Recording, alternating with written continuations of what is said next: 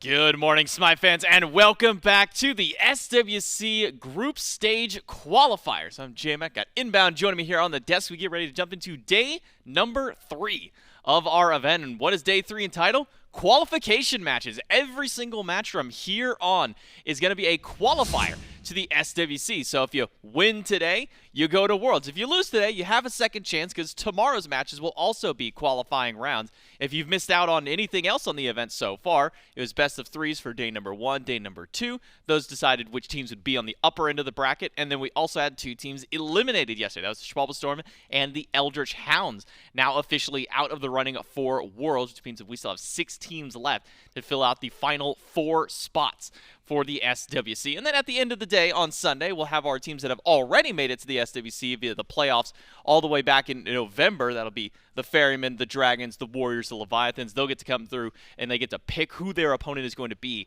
at the world stage, which we've seen in the past can come back to sometimes bite teams. I believe it was last year, the Leviathans picked the Tartarus Titans. Tartarus Titans then beat them in the quarterfinals and make it all the way to that grand finals, getting a second place. So got to make sure you pick your opponents wisely, Bobby.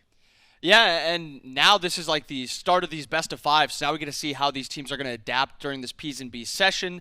There's going to be little mini metas, happening. We're going to see some gods getting higher prio that maybe didn't expect it as much, but I'm excited to see how the Ravens perform and the Mambo against each other.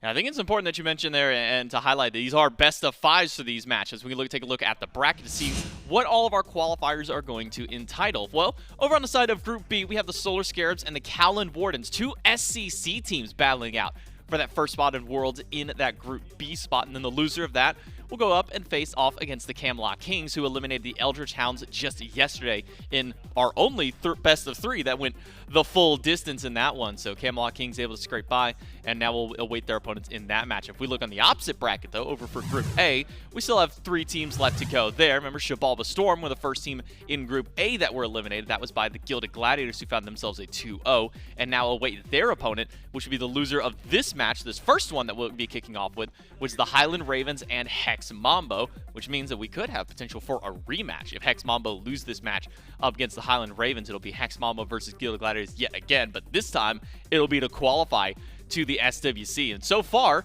out of all the teams that have played, Highland Ravens, especially for the SPL side, are the only teams that have cleanly beat out any of the SCC so far this tournament.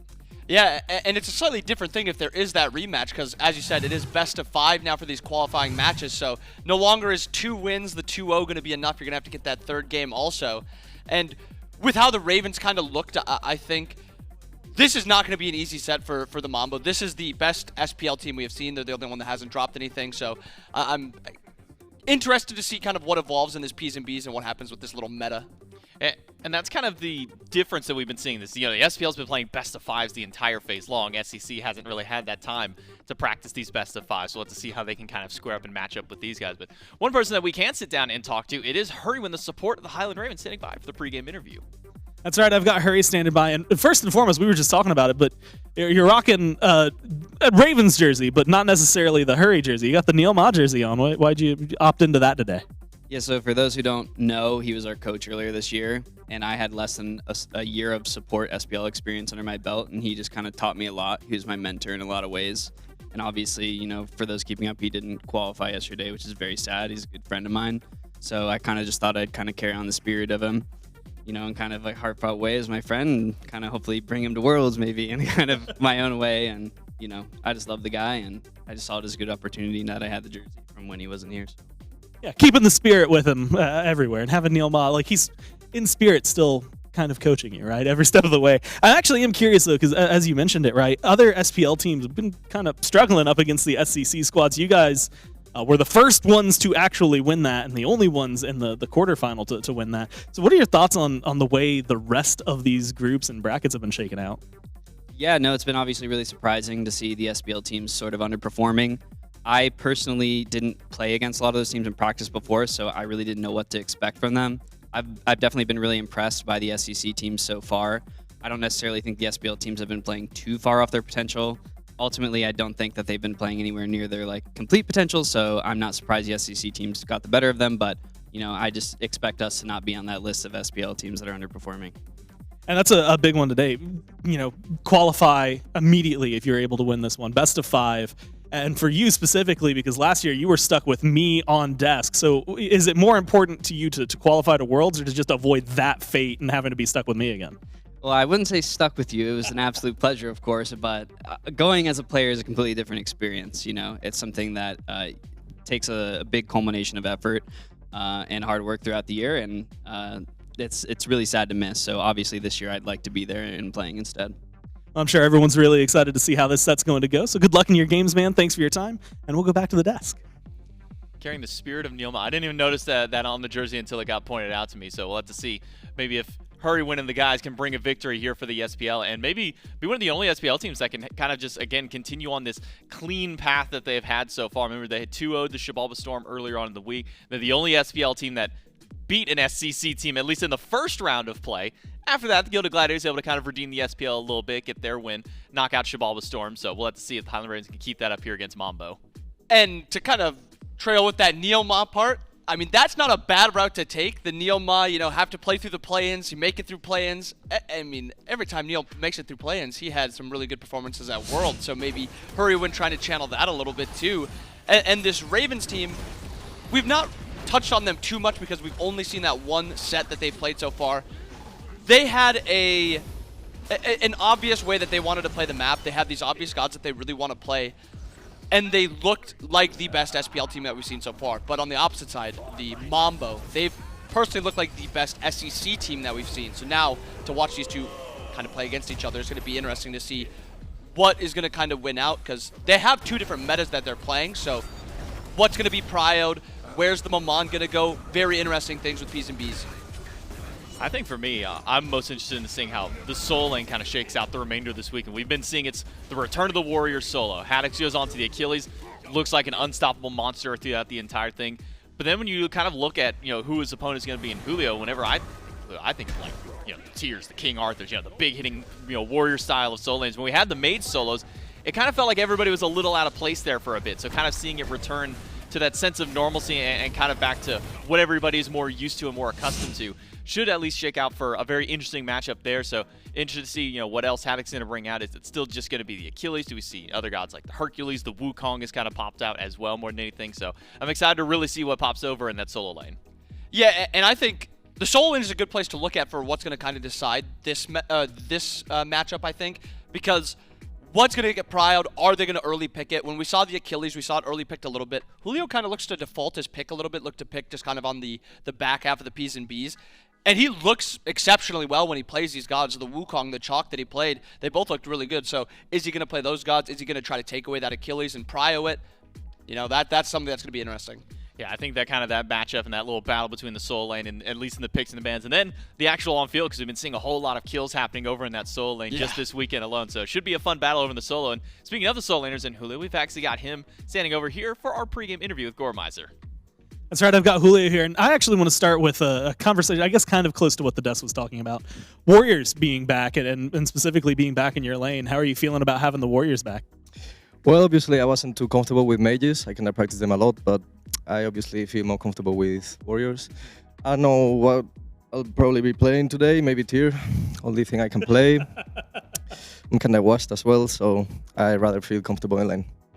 Well, there. Hey, you know what? At least we know what to expect, right? Everybody, every game, we were guaranteed maybe some Tier. That's actually the thing that's interesting. Of course, you guys got a lot of more experience, I think, on not just LAN, but over your competitive histories. So best of fives aren't necessarily super uncommon, but it's been a little while since you've really had to play in one. Is there anything that you see is different for this being a best of five versus like a best of three?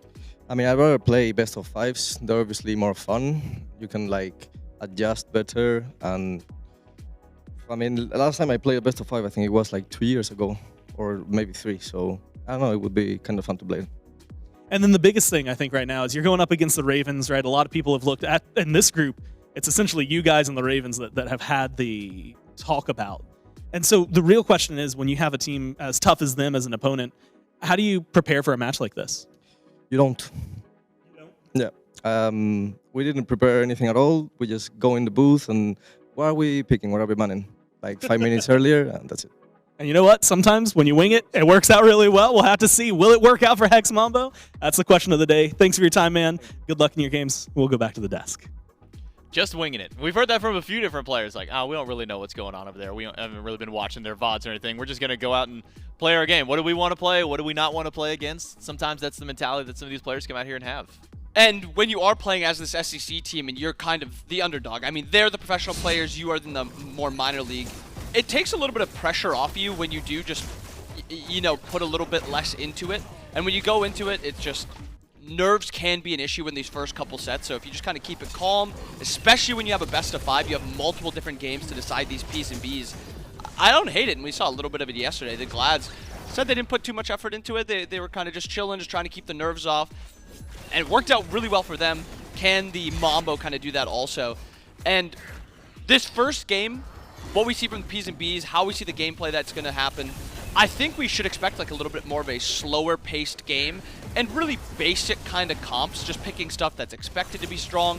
This first game is always just the set and the meta starter, but it'll change a whole ton when we get to that second, third, fourth game. And I think this first game won't set the entire tone of the entire set, but I think it will kind of define how the early portion of it will go. And I think more than anything, it kind of gives really both these teams an idea of how the enemy wants to play. You know, are we going to be seeing the level 5 Johnny dives? Or are we going to be seeing kind of the sit back and wait till level 18, level 20 when you start getting a little bit of itemization online for him? And I think Johnny is one of the primary players that you always talk about when you think of this Hex Mambo team. I mean, the Awilix play just yesterday warranted so much as a ban. Or now, yes, I guess it was technically day 1 was the last time that we saw this squad. But the Awilix play warranted a ban immediately. Gets it game number 1 up against the Gladiators, against the Gladiators. Absolutely steamrolls through it as hard as he has been against the rest of even his SCC counterparts at that point. So it's a player that you want to put some focus towards, but not necessarily all the focus, because Johnny's 100%. Johnny's God pull has evolved so awkwardly over the course of the last few years as we kind of get our chance to jump into picks and bans, maybe see what some of these players are going. But when I think of Johnny, back even the days when I was casting SCC before, you know, 3-4 years ago casting SCC, this guy's playing Wukong, Bakasura, Kali. That was the 3 guys you banned against him. And that was usually enough to at least kind of dampen things down.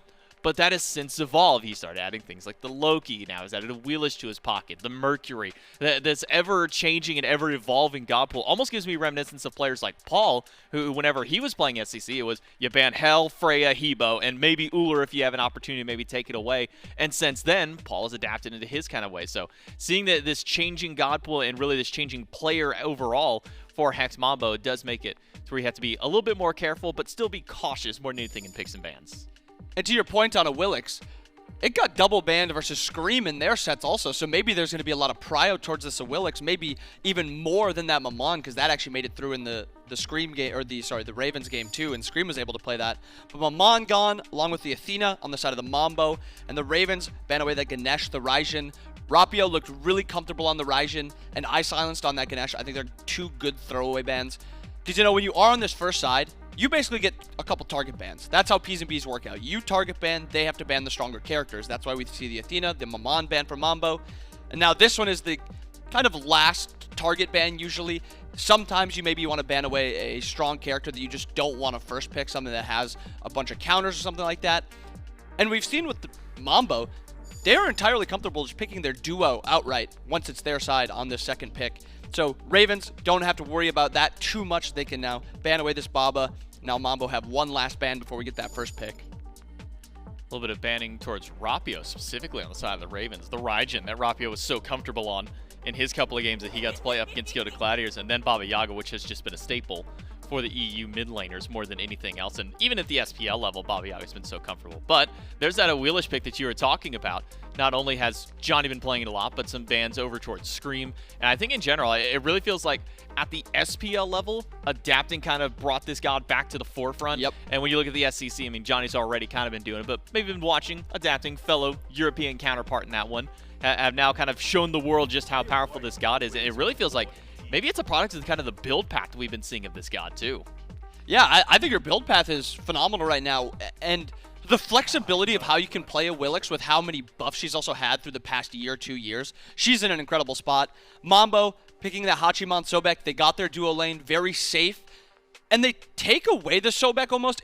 It's not like Cozyx doesn't play it, but it's something that you pair usually with something like that aggressive jungler like this Awilix, that you have this really easy combo, or you just have this character that you just kind of flip into the air and they're just food. So it's a little interesting to see so much prio on the Sobek, but it's probably just a takeaway so they can't take it on the Ravens side of things. And now with their next 2 picks, Ravens have an opportunity to go to this Thoth, which we've seen a lot. Thoth has had a lot of prio. The Cuckoo's had a lot of prio. And we also haven't seen Rapio show too deep of a god pool, so I wouldn't mind a mid lane pick here just to kind of make that pool even smaller. Well, here's the mid lane pick you were calling for. Thoth on the side of the Ravens, something that Venenu played just previously in his first set of the weekend. Looked great on it. And now, wow, the immediate response, well, no CC immunity in Thoth makes for a somewhat easy target for a Daji to be locked in by the side of Hex Mambo. So Daji, Sobek, and Hachiman for the top 3. Meanwhile, it's the Awilix, Wukong, and Thoth on the side of the Highland Ravens. And while we're kind of sitting here now waiting for what the Highland Ravens support might go towards, because already seen the Athena band away, the Aphrodite, and the Ganesh, now with the Sobek picked up. What's kind of that next up support that you might like to see for Hurriwind on the side of the Ravens? We've seen a little bit of Charon, and it's something where it's been high prioed, but it's not seeing a ton of like winning. It's got a couple wins with Jake yesterday, but it's a god that is very good at brawling. That's what he does very well. His neutral game is very strong, and I think with how the Ravens want to play this, I think a neutral god like Charon could be strong, but because it's not really seeing those wins, I think that they should kind of move away from that. Geb's seen a ton of buffs recently, hasn't really been picked too much, still a very strong character, and then again, just something that can kind of live laning phase. Anything that can just live laning phase versus the Sobek, this Hachiman, there's a lot of lockdown, a lot of damage there, I think would provide Ravens a lot, because when you get to those team fights, Thoth is a very good backline killer. An ult 1 in the late game can just execute somebody. So I think somebody that can just kind of play the backline, keep the Thoth alive, would be perfect for me. Well, as far as the bans are concerned, double mid ban out of the Highland Ravens, Morgan and Kukulkan taken away. For Hex Mambo, they go the Hunter route. Anhur and Chernobog both banned out. We've been seeing as far as Hunters go, Ishtar kind of maybe the next one up. A little bit of Heimdallr has also kind of risen up, and even Rom, so still some options for Zapman. And with how long Zapman's been playing the game and been in the league, he's got just about any Hunter that he wants to go to. Just feels more like, what is Zapman feeling like playing today? So we'll get a TBD at least as to what this dueling will round out for the Highland Ravens composition. But it felt like a very early dodgy pick on the side of the Highland, on the side of Hex Mambo, because it's only the one god that has any kind of CC immunity, or lack thereof, I should say. But right to highlight, Tyr, who this in the interview said, I don't know, play Tyr, it's the only god I'm good at, I'm kind of washed. Well, when you look over at least at his stats, he's played it 66 times competitively. That's more than double the next god on his pool, and he's still holding a near 70% win rate on the god. So maybe a good reason as to why he's going back to this kind of a pick. Yeah, and when you're playing this Daji, this Sobek, getting another god that can burn beads against this Awilix against this Thoth is just going to be wonderful for that middle and that late game, because that's how this comp is going to play. The Mambo want to look for picks. They're 5v5, unless they pick something like Zeus where they have just like this massive team fight potential. Their 5v5 is definitely worse than the Ravens, but that early game, that pick potential, those 3v3s, those scuffles are going to be phenomenal. And what's going to make it even better? A god that can self-peel herself very well, like this Morgan. And now Rapio kind of shows that Raijin's gone. A couple of these other mid laners are gone. He is comfortable on this MLF, at least comfortable enough to pick it. And with how these comps have kind of played out, the Ravens have a very strong early game portion. They also transition well into the mid and the late game. And it seems like the Mambo are maybe stuck a little bit with needing to look for picks in this early and in the mid game. And then their late game 5v5s maybe fall off a little bit. But the one thing we've seen very well from this Mambo team is they won't just force 5v5s. They will make you split up into 2v2s and 3v3s, and they'll play those fights very well. Now I'm wondering up against Hex Mambo how they kind of deal with this Ares, because Ares feels like it's a really strong pickup into at least the middle 3 there of Hex Mambo. Sobek, you get Chain, can't use that charge prey, can't get those plucks, initiate, now you've lost your escape. Daji's similar, Trickster Spirit now going to be offline, and then pretty much the bread and butter of Tyr is going to be completely removed if he gets hit by that chain. So how important is it for Hex Mambo to really be able to kind of play around this Tyr, or this Ares, and how do they really kind of play around this god? Well, the thing with Ares is he's always this 50-50 character. If he gets ahead, he's in a good spot, he's playing smart, he's very hard to deal with. But on the opposite side of things, they have ways to kind of kill him also. If chains aren't on point and he's not paying attention to his positioning, the pick potential, like we've been highlighting on this Mambo's comp, is through the roof. So if Hurry can get off to a nice little run, if he can, position with his teammates, look for good 3v3s, he's going to be difficult to deal with. But if he gets caught in the jungle 1-2 times, falls behind a little bit, he's just going to be fodder for the enemy team. So I think a lot of this game, from P's and B's at least, is going to be decided in this dual lane matchup with the Sobek and the Ares, because that is a 50-50 matchup. As you said, pluck is very important to Sobek. If he plucks in the Ares, very easy to kill the Ares. But Ares has plenty of counterplay with the plucking out the flames also. So interested to see kind of how that 2v2 plays out and into the 3v3 in mid. Now, almost every game that we've been seeing this weekend has kind of at least been hitting like that 28 to 30 minute mark, sometimes even going beyond that to 35, 40. Which of these two compositions really has that better late game scaling? I think it's impossible to not say a Thoth comp in the late game, as long as the Thoth can live. And, I mean, if you're picking Tier, Sobek, Daji, there are plenty of ways to kill this Thoth. And so Venenu's positioning in the late game is going to be very important. But it's really hard not to just say the one-shot potential of Thoth isn't the scariest thing of this comp.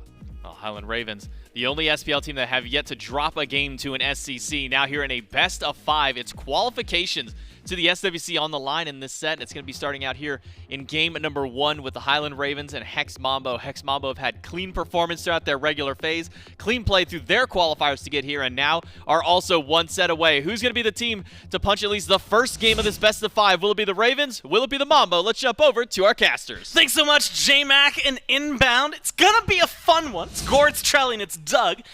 And also, Trelly, I'm going to take a moment. And Chad, I'm going to weaponize you here in just a second because I have a favor to ask for you. But it is a fantastic day, not just because we're going to be qualifying a couple of teams to the World Championship, but it also happens to be, in chat, one of our moderators, Purple Ranch Dressing, who most people might better know as my wife, Katie. It's her birthday. So, chat, what I want you to do is tag at Purple Ranch Dressing, wish Katie a happy birthday for me, as we jump into what I expect is going to be an incredibly, incredibly fun set. 54-46. That is an incredibly close poll.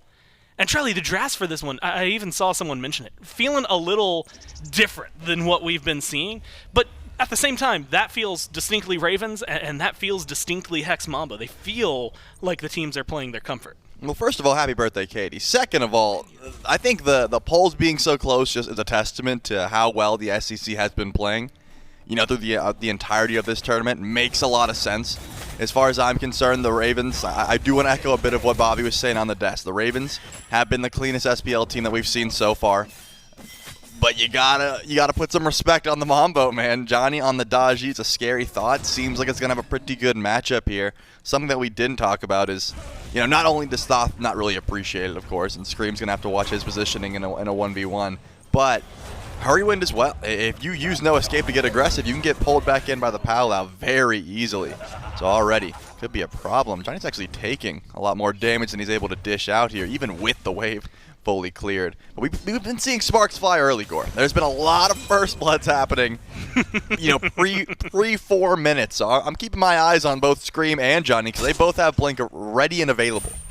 That's something, maybe we'll actually get to see it because, again, they're poking each other a ton. I also think the Sobek creates a little bit more of an early game threat. We haven't gotten to see it too much, but, man, Europe in the SCC, and admittedly for Hex Mambo, historically it was Trixtank, right, before they had Cozy and everything like that. It was Trix who was playing it and absolutely rocking it. But in mid, you've already mentioned a lot of damage. That's all it takes. Right now, Scream's getting low. Scream taken down, tries to turn it on to Johnny, but just can't quite do it. And first blood to Hex Mambo real early this game. Yep, that's a lot of damage you have to watch out for. Unfortunately, Ven just didn't have that same amount of DPS as Rapio, and with Johnny getting the first blood as well. The Jotun's Wrath's going to get online earlier. Yep, Johnny's already heading over, and the pluck from Hurriwind might be enough damage. Let's see if Johnny can go for it, but decides to go for Zap instead, who's got his dash, so should not be in any sort of trouble. But the shield buff is the target. Look at this. Scream's on the way over. He didn't even use that blink, so Awilix might be able to get something going here. Yeah, Zap dashed in, beats used from the pluck. He's taking a lot of damage. That's going to be another kill for Hex Mambo, and they're looking for a little more hurry, trying to escape. Will not get out of there. Johnny with the teleport. No way. Avoids some damage from Scream. He's chasing him down, but the What? pluck, the peel. Oh my god, Hex Mambo, they're starting this game on fire.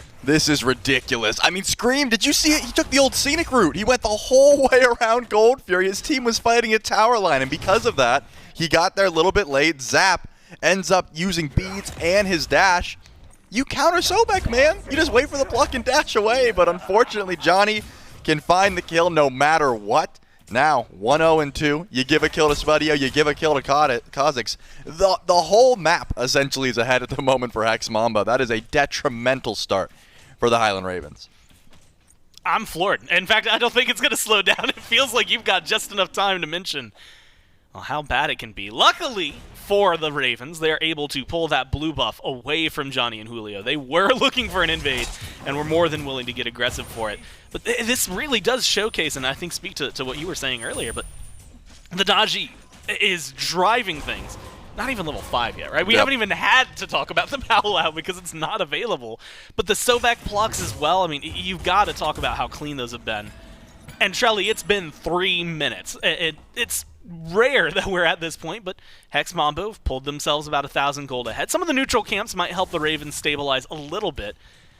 But going beyond that first blood bounty and getting to this kind of lead this early, if you keep this pace up if you're Hex Mambo, it's A, very different than what we're used to seeing from Europe, but B, it's going to keep the Ravens on their toes. Do you remember the conversation that me and Inbound had during mic checks? I'm not going to leak too much information. No. All I'm saying, Dzoni got first blood. I won't say anything more. That's all I'm saying. But look at this. Hurriwind getting plucked back in and lurking in the waters, doing a big deal for the slow. Can he make it out of here? Yeah, the damage is there. You need one more tick. No, the chains are able to help peel, and that tower line just in the right spot. Hurry. Count his lucky stars that he's able to make it out of that one. Unfortunately, even though he lives, Trelly, that's still a lot of pressure. I mean, Dzoni gets to come over, take the shield buff, no problem. And what's Zap going to do? He's just going to have to stand there and watch as the farm marches at him. Well, the good news is this is Jingwei's home, right? Right underneath this tower. You get poked out, you fly back in, you repeat the process. That is something that Zapman is used to. That's something he's good at, right? Just sitting there and getting farm. The issue, of course, is just about everyone else on the side of Hex Mambo, you know, getting the benefits of this farm. We just heard it on the desk. Ares from behind.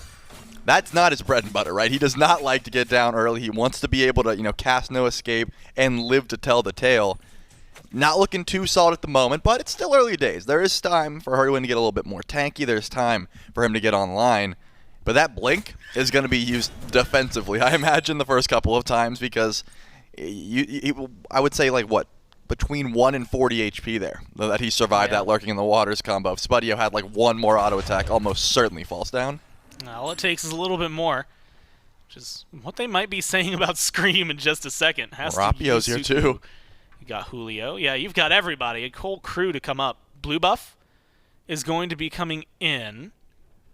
But can they go for it? Vin, Hurry, rotating in. It's going to be a 4v3, maybe 4v2. Rapio's kind of abandoned his teammates. Now it's going to be Zap's 5. here Zap too. has rotated in. The Ravens have everybody up onto the powwow for Dzoni, and he's going to look for the pull, but they need a little help. They need someone. Julio is going to fall down, and now the chase is on Dzoni. Should be taken down. Zap will pick that one up. It's a 2-for-none trade. A 5-man ball rolling over Hex Mambo for the invade. That's crazy. That's the kind of thing you type in ranked and it isn't actually true. Like, there's 5 people at my blue buff. No, there was 5 people at the blue buff. At least it wasn't at Julio's blue. It was actually at Haddix's blue buff, right? That was a defensive 5-man rotation just to make sure that it goes down. But that's the benefit of Jingwei. We talk about the global presence of Chernobog. Yeah, he can ult across the map. Jingwei can just fly. She can't go the whole way, but Zap can make it back. He did lose a little bit of farm over here, but since his purple didn't spawn in, he didn't lose that much. It's not as if Spudio is just dominating the lane off a play like that. So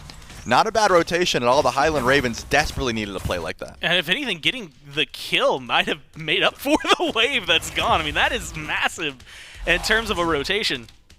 And the other thing that's really insane about it is, Trelly, to think about it, and I do want to know your thoughts. If Rapio's there, does that change too much? Does having a third person, or is that just a third death? Yeah, I think Rapio made the right call to say, you know what, I see a big rotation. Yeah, I don't hate that play at all. Once you realize that Zapman is there, that's when you're like, ooh, I don't think that I should be, you know, getting my hands dirty, because Rapio's still top XP in the game. He's got plenty of farm. He's like, listen, guys, I love invading blues as much as the next guy, but if the Highland Ravens are committing 5, Rapio did it was smart. He went and I believe he took green buff away, so he did invade. He was getting farm elsewhere. It wasn't as if he was just sitting in mid lane going, what are they doing over there? You know, he was getting proactive. So I do like that call from Rapio. And yeah, the second you see that Jing way, you go, I think they know we're here, boys. We should probably back up. 4v3, maybe you take it. Zap comes over. We always say it tells a lot about what a team and what we're expecting a team to do, but normally we're talking like, oh, hey, the ADC's over there. That means a Pyromancer's about to have it. It does not necessarily mean, oh, by the way, we're defending the blue buff. Also halts in their tracks Julio's advantage, because Julio constantly looking for that invade. First time around wasn't successful because Scream was able to pull it out. Second time, we just saw it and we've been talking about it. Now he's technically a level down, right? That death actually puts him back a little bit, and he hasn't really been able to make up for it. And since then, Dzoni has really had to kind of pump the brakes on where he's been showing his aggression. Yeah, definitely a smart call to dial it back a bit. Once you recognize that the blue buff's not going to be easily camped, you got to sort of switch up the strategy here. Hurriwind with a nice wraparound. Maybe pulls an ultimate, but I don't think that the damage is going to be too threatening here for Spudio. Already has that Dev Gauntlet stacked up, so sustain, not really an issue on this side of the map. I see 4 of Hex Mambo all grouped up near where Pyromancer would be, but they don't see anyone nearby. Ben's been playing very far back, and I think that's smart. This Thoth, you get 1 set of beads, and that could be very dangerous. Oh, Julio pulled back in by Scream. Uses the ult to try and disengage, but Haddix is looking for the chase down, goes in, doesn't quite have the distance. And while his clone is going to continue the chase, he just doesn't feel that it's going to be there. So Scream and him back away, pull Julio's ult, and right after getting the teleport, so make him feel uncomfortable in lane, as well as this, I'm going to call it bullying that Hurry's been doing on the left side of the map. Spudio not having to use the beads just yet, not having to use the ult just yet, but it feels like he just can't step forward without a chain flying his way. Yeah, Hurriwind has been sitting in this lane for good reason. Probably gonna pull both ults here, I imagine. Or actually, why would Cozyx ever care? It worked though. It got Hurriwind the shield buff. So hey, not a bad ultimate there. Spudio's gonna be a little bit less safe for the time being. And that's gonna be it. All the fighting to be had on the left side of the map. I do think that there's a small reason to gank mid, but speaking of, Julio, remember, that Lawbringer's down. As long as he doesn't get hit by a Tiger Stun, he'll be fine. It looks like Haddix is a little bit too far away, so I don't imagine anything else comes from this. And turns around just in time to make sure he doesn't get knocked up. And like you said, it's not going to be too much to worry about. Doesn't get pulled back in. I think the next time Scream goes for something crazy like that, he might have the ult to fight. Yeah, Scream's going to back away. There was a 50-50. Yep. He jumps forward, we're having a different conversation. He plays it safe, goes back, and instead that lane, I mean, it has become, despite the fact that Haddix doesn't have a kill on the board, and despite the fact that Julio's been able to manage to survive the last 2 ganks, it's still Haddix's lane, it feels like, to control. Yeah, for sure, and that's the benefit of the teleport as well. Speaking of, Ravens go in for the Gold Fury. Rapio's nearby, but Ven does have that final judgment as the confirmation. Well, we've seen confirmation not be great enough. This time it gets the job done, though. Ravens Gold Fury. And 10 minutes in, Shelly, not only have they dismantled the lead Hex Mambo got early on with those first 3 kills, they've taken it back over in their favor and pretty heavily. 1,300 gold, and not a response so far from Hex Mambo. Dzoni is looping around in the jungle. Has Cozy with him. Maybe they'll go for a little bit more. Spudio's getting aggressive. You've got to be expecting something like the Palau, a blink to come in. Hurry goes up in the ult. Cozyx going to respond in kind. Rapio's in the jungle, but they're right outside the tower line. It feels like a lot of investment from Hex Mambo, maybe just for the shield buff. But they're going to get it. They get to walk away at least happy with a small success. I mean, yeah, Rapio was there. Ven was nowhere in sight. Palau was available. At the very least, you can pull in Hurriwind, but it didn't seem like something Dzoni wanted to commit to just yet. Ooh, if that pluck connects, maybe we do see a little bit of sparks flying underneath the tier 1 tower, but Cozyx off the mark, and that means no more aggression on the duo side of the map, especially with Gold Fury down. But Beacon spawns in here shortly, maybe a full-on rotation over towards it. Remember, Haddix has full teleport. Online, upgraded, ready to go. Julio opted to start the blink, so he can't make that rotation as quickly. He has to predict where the fighting is going to happen. And at level 12, you're probably not going to be grabbing the teleport, right? You're going to get the beads, I would assume, there from Julio. So is he going to be able to make those rotations at all compared to how quickly Haddix can show up to the fights? Hex Mambo has to play around that. Do they even want to try and engage when they know it'll be a 4v5? Or Can Julio get there before the engagement begins? And there it is. Level 12 gets an Eldritch Dagger and the Purification Bead. So the relics are going to be up a lot. Just doesn't mean he can match that rotation pressure of Haddix. And it's going to need to be something he consciously decides, much like right now. He's rocking into mid lane. Beacon's already almost captured by the Ravens. You need a numbers advantage if you're going to be Hex Mambo to try and take this. Dzoni getting isolated. Scream sees him. Up onto the powwow for Dzoni. And he's looking for the pullback. Won't find anybody. Haddix into the somersault cloud. Beacon goes the way over towards the Ravens. And now Hex Mambo doesn't have a whole ton to fight over. Outside of Julio maybe hanging around in mid. Doesn't seem like he's going to be hanging around too much longer. And so Hex Mambo had the presence, they just didn't have the timing down. Now Spudio looking for Scream, doesn't get the stun off the EI Jutsu, has a lot of good damage. But again, no chase down here, so a lot happening for Hex Mambo, just not resulting in anything. Yeah, not resulting in any big wins, at least not yet. Cozyx off the mark with the pluck, which means no real aggression towards Zapman, but at the very least Hurry's here, just to provide some good damage. I like the grouping towards the fight. Of course, Julio was here on time, despite not having that teleport. Used the Lawbringer trying to steal the blue. Didn't end up getting it, though. You could tell Haddix is like, I'm going to steal this one from you. But with the Fearless, doesn't get it. Gives him the laugh back. I love that, man. I love the laugh from Haddix. It's like, you wasted your ult, and then Julio's like, but I still got it, nerd. Like, just the back and forth mind game. Because there's nothing else to fight over on the map at the moment. It's not as if, you know, the Wukong or the Tiers seem that killable even with their ults down. So I love it, but Scream's nearby. Maybe just to get blue XP, but he's sort of scoping out the map, trying to decide where he wants to get aggressive. You know, I gotta be like, I admire Julio for being a man of his word. Like, in the interview, he said he was gonna play tier, and I was like, oh, haha, he's gonna play tier, and like he's gonna lock in Achilles or something. The other warriors, the Wukongs, things like that. The fact that he actually went for it, like I gotta admire it. He kept true to his word. Now he's got to keep true to his lane. Good knock-up, good pullback from Scream, but maybe used on the wrong target. Johnny's come in, has the powwow, but isn't going to use it. Fearless, Haddix pushed away from the rest of the team. You've got a 4-man rotation versus a 3-man rotation for the Ravens. Cozy's here, Rapio hanging in the back, but it looks like most of Hex Mambo are calling this one a wash. They're going to back away and just let it lie over on the right side of the map. So again, Shelly, a lot of investment, or at least the movements, right? It's like watching two master chess players. You can see what they're setting up for, and then somebody rips the rug out right underneath them before the strategy can fully coalesce. And now with Pyromancer up on the board, you got an Oni Fury over on the left. Stakes are getting slowly but steadily higher as these ganks don't happen. Now I'm just imagining like Magnus Carlsen sitting there and some dude just pulls the rug out from under him and he's like, what? This is chess, man. Yeah, flips the chessboard over, yeah, like, kicks him while he's on the ground. Why'd you do any of that? And Spudio's probably asking the same question. Yeah, he's been flipped over, the chessboard. Didn't get kicked on the ground, though. Stays alive, but that is going to be a small knockout. He's going to be sent back to the base.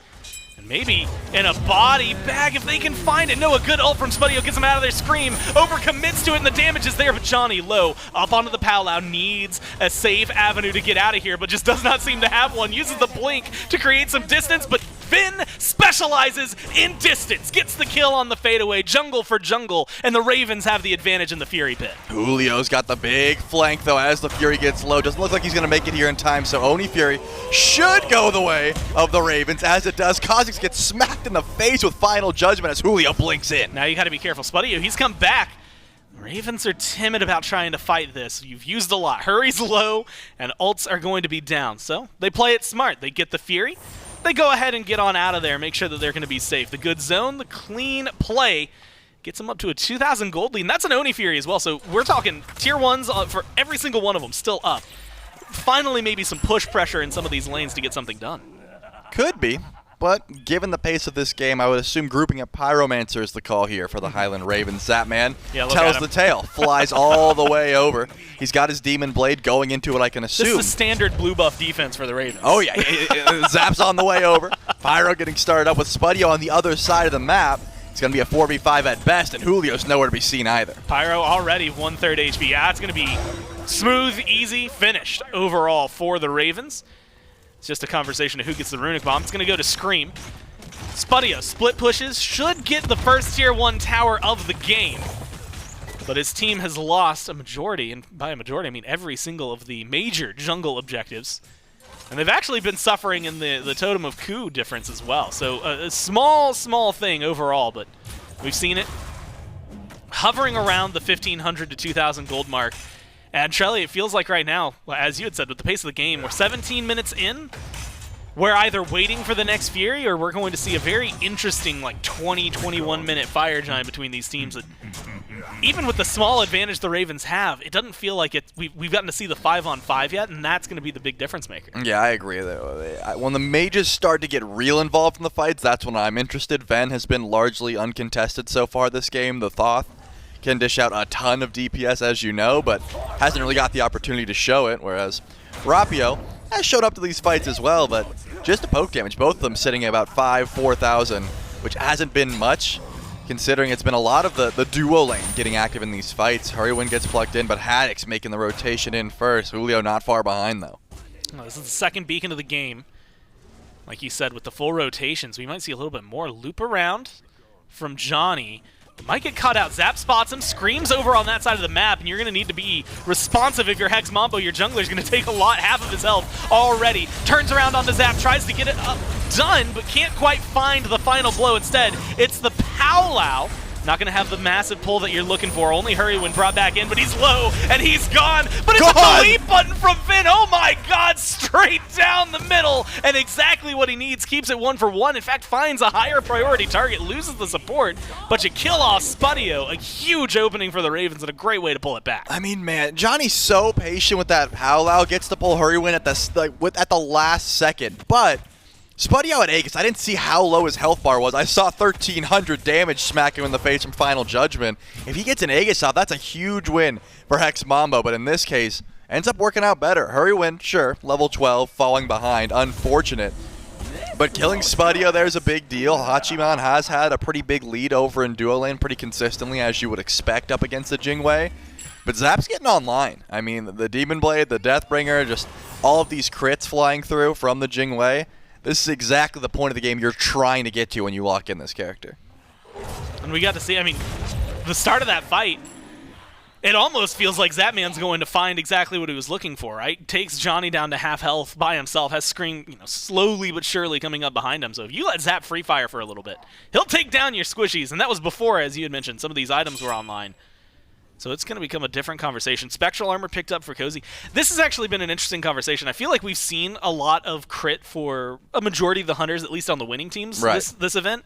I haven't seen as much Spectral to really answer, but it's still like real solid for dealing with crit, right? Yeah, it's one of those items that doesn't feel good building, but you sometimes need it, right? Because late game, if you get to like 40 minutes where you're full 6 slotted with 3k pots, the Spectral Armor doesn't feel like it's making a difference. You're like, this guy's still shredding me, but that's an ADC at 40+ minutes. At this point, Zapman's not going to want to auto Cozyx too much, right? He's looking towards the carries. He's looking towards Dzoni, right? That's why he chased him down.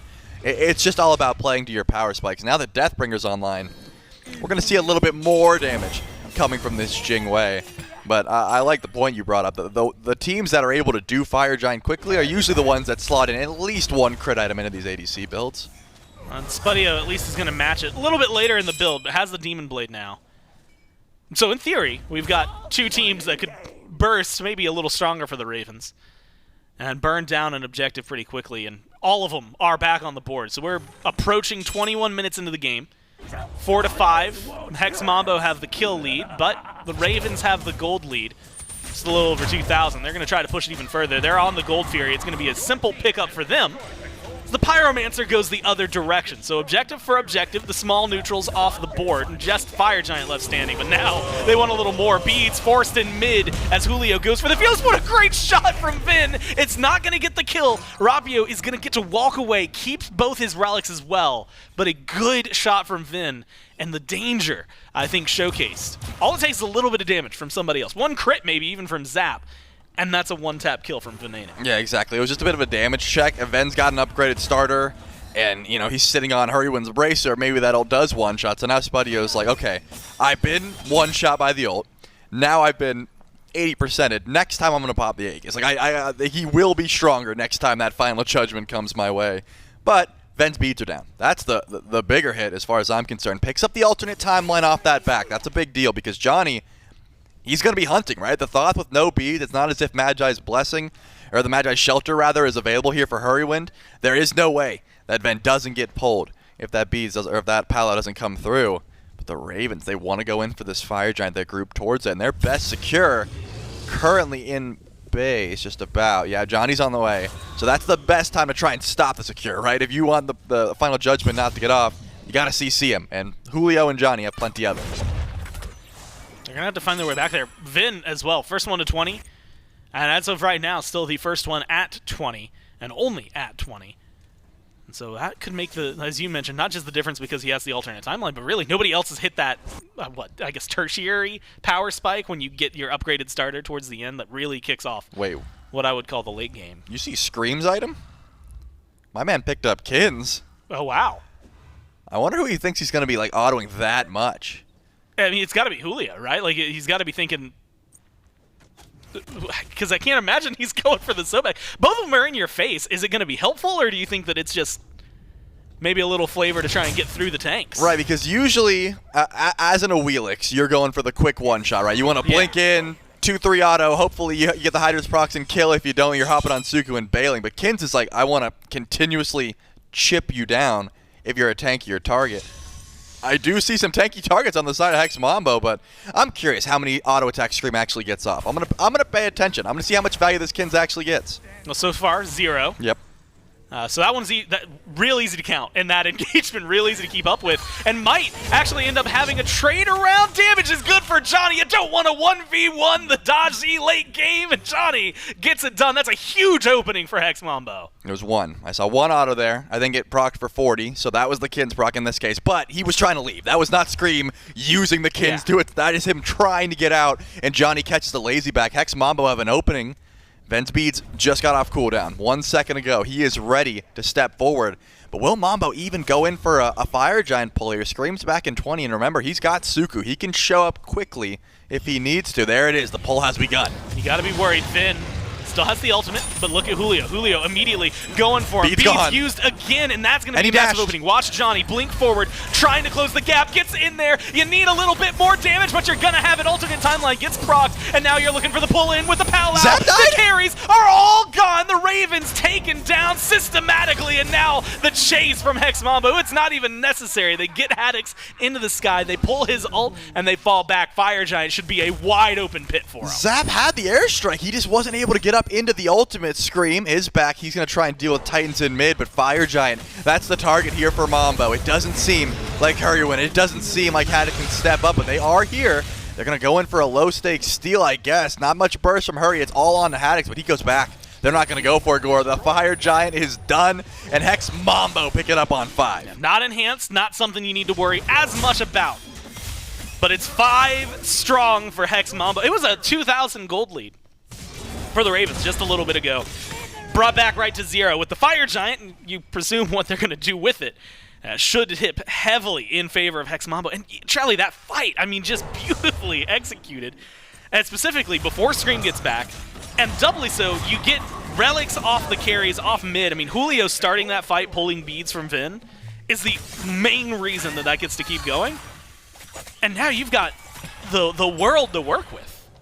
You got time as well. I mean, that's the thing. Ven lost both relics and alternate timeline, thanks to Julio and of course, Johnny going in for the confirm. But just finding the Blink Fearless is very difficult to do, especially on Thoth. He's usually so deep in the backline. Ward coverage may have been an issue there for the Highland Ravens, but Mambo have time. Looks like they're grouping up towards mid. That's the first target of their aggression. And if they fight in the next 60 seconds, one more Blink Fearless could be the end of the siege, right? That's your best wave clear, is Ven. And also, Zap cannot make that mistake again. Gotta get the airstrike off. No reason Jing Wei should be dying in that fight. I saw the plan, though. He's like, hey, Johnny's about to Trickster Spirit onto you. I'm going to put down my knock-up, and the second he lands there, we're going to burst him, right? I'm going to kill him before he gets up into the powwow. Didn't quite happen. All of Hex Mambo grouped up and just sent their DPS in, and Zap couldn't get back up into the sky. So I imagine the Ravens carry is going to be playing a lot more defensively this time around. I was thinking he might need to be worried there. Cozy was chasing him down. No beads for Zap. But ult maybe getting forced out earlier could have been helpful. That's tier 2 pressure in mid, tier 2 pressure in left for Hex Mambo. With Spudio in left alongside them, the Fire Giant, while it's not enhanced, should help get the job done pretty quickly. Half health on the tower. Soft defense from the Ravens. 4 and 1. Scream kind of floating in the middle. It doesn't seem like Hex Mambo are prepared for a full commit, but Julio is looking for it. Beads back up for Vin. And now back up for Zapman as well. Aegis comes through. You're just missing the alternate timeline, so Venenu has to still be careful. And they're going to concede that Tier 2, make a defense at the tower line. Tier 2 in left and in mid go down. Hex Mambo pushing the gold lead a little further beyond. And Trelly, we're at the point where, outside of supports and I guess upgraded relics as well, we're getting to 3K pot territory, maybe finishing final items as you sell your recipes. But some of the final spikes for Hex Mambo to find off of this, I'm going to assume back and reset. Yeah, they could just push in for the Tier 2 and then give up. I assume that's the call. Phoenix seems a bit risky at this time, so that would likely be the play. Grab Tier 1, grab Tier 2, and back up. And the Highland Ravens, I think, are doing exactly what they should. Get away from them. Go find farm elsewhere. Push down to Tier 2. But look at this. Julio immediately goes back to base and says, I know where you're going, Zap, and there's no way I'm letting you get this Tier 2 for free. But looking at Julio's build, yeah, finished up with the Spectral Armor. That's what I was worried about. I was going to say, this man does not have much physical defense up until that last item, Spectral. It was just Glad Shield and some mitigations, and it didn't seem like Zapman would care too much about it. Now, though, Julio would love to try and pull a relic. Johnny's on the way as well. It doesn't seem like Zap's going to linger or lazy back, give any opportunities over to the Mambo. But that should be it for this Fire Giant push. They've got time to reset. And the Highland Ravens, someone has to CC Julio. Someone has to put him in combat so that he cannot blink to Ven. If this Thoth free casts, your Fire Giant fight, your jungle fight, your siege, all of it is going to look so much better. But if we're just letting, Julio blink to the backline, pull his beads, Johnny's going to just, it's easy. It's so easy to kill Thoth after that evade and punishes it down and he's got no beads. That's going to be the big opener. Upgraded to Scorching Blink, by the way, as well. So Julio, if he lines it up properly, will have a lot more damage on it as well. He's over on left right now. Pyromancer spawning in. And Hex Mambo are going to pull that. They're shredding it, so that's an easy secure on the objective for them. And a second Runic Bomb in pocket. That's going to go over to Cozyx, so you'll potentially have the ability to detonate a Phoenix when given the opportunity. Oni Fury spawning in. Charlie, do you want to see the Ravens step up to this, or is it pause, hold, wait for fire? I want to see what Julio's doing. He's hiding in the backline. He's waiting to see if he can find the beats. And look at this Ven. None the wiser at the moment. They drop the Oni Fury, but it constantly pull back in. Yeah, Zap pulls the Raven back over for the Fury back over. Picks it up for the Ravens now. You've got Julio coming in the back. Gets the beads. Damage is there. Hurry. Goes for the pull. Finds Julio. Johnny goes into the back. No powwow just yet. No chase down for him to really make things happen. The carries get the distance done, but look at this loop around. I mean, Vin still in an awkward spot, might have to use the dash and will to get away. But it is going to be a small reset. It might be a massive opening. We're past 30 minutes. This is an enhanced Fire Giant now, and Hex Mambo beeline straight towards it. They certainly do. Hex Mambo's there. They walked over the bracer, though, so you can tell the Highland Ravens know exactly what's going on. Can they even get here in time? It looks like Zapman's going to be the first one in the fight, and Johnny not there quite yet either, but Julio's already on zone duty and Haddix in the backline. Haddix is going to walk in as Hex Mambo take this. Let's listen in as they try to secure the fire. Go me now. Nice, we're going to ult. Are you here, boys? Fuck, Awilix. I'm one. I'm roll 2. Top dash. Awilix is one. Play left, let's play left foot. No base, Johnny. Play left, Johnny. Johnny. Last timeline on Thoth. Nice, Johnny. Nice! Awilix pushing mid. He's low those spots. Shoot back. Fuck. So close. So you get the fire, you lose 4, you gain 2, you force Scream into an awkward spot, but he actually gets a tier 2, and if he's really brave, he could go for another one here. Trelly, it feels like we just kind of moved the goalposts for everybody forward a little bit. We didn't really get a massive advantage on either side. Yeah, I was curious because Rapio had party punched that whole fight, and I was like, is this man sitting on like an infinite amount of gold? And he just gets absolutely deleted. Finally picks up that last item, but I mean, Ven was going for Julio, and he killed Julio, and then also proc the timeline immediately for Rapio. This is what I'm talking about. Julio's doing the Lord's work, pulling the beads from Ven pretty much every fight, but you can't let him get a big final judgment off like that, especially when the relics are already down. So not the greatest engagement there for Mambo. You get fire, of course, on Spudio, so it's not as if you can't try and push, but it's not going to be the greatest time either. I wouldn't be surprised if this was just a double down. I do see a little, like, Scream keeps changing his build. He ended up selling the Jotuns for Serrated, so now he's got Percent Pen. Went into Phalanx as well. The extra defense is certainly going to help out, but I'm just thinking, as far as like the split push goes, it wasn't a bad call at all, right? He's like, hey, there's no one else here. Spudio's pushing right. Let's grab 2 Tier 2 towers. The Ravens are certainly still like even in this game, despite the Fire Giant, the Enhanced Fire Giant sitting on Spudio. I would argue, if it existed, even if they got the Tier 2s, even if the gold, everything else was the same state, but you had Fire Giant on even just one more person, we'd probably be having a conversation of like, it's even-ish, right? Like at least slightly favored Hex Mambo. Spudio is not going to get a lot done on his own. Like, you need the rest of the team there to try and open it. I don't see him stepping into the Phoenix like you. I agree. Probably a little bit of a wash. Maybe they can look for some pressure, but Pyro is going to be coming up soon.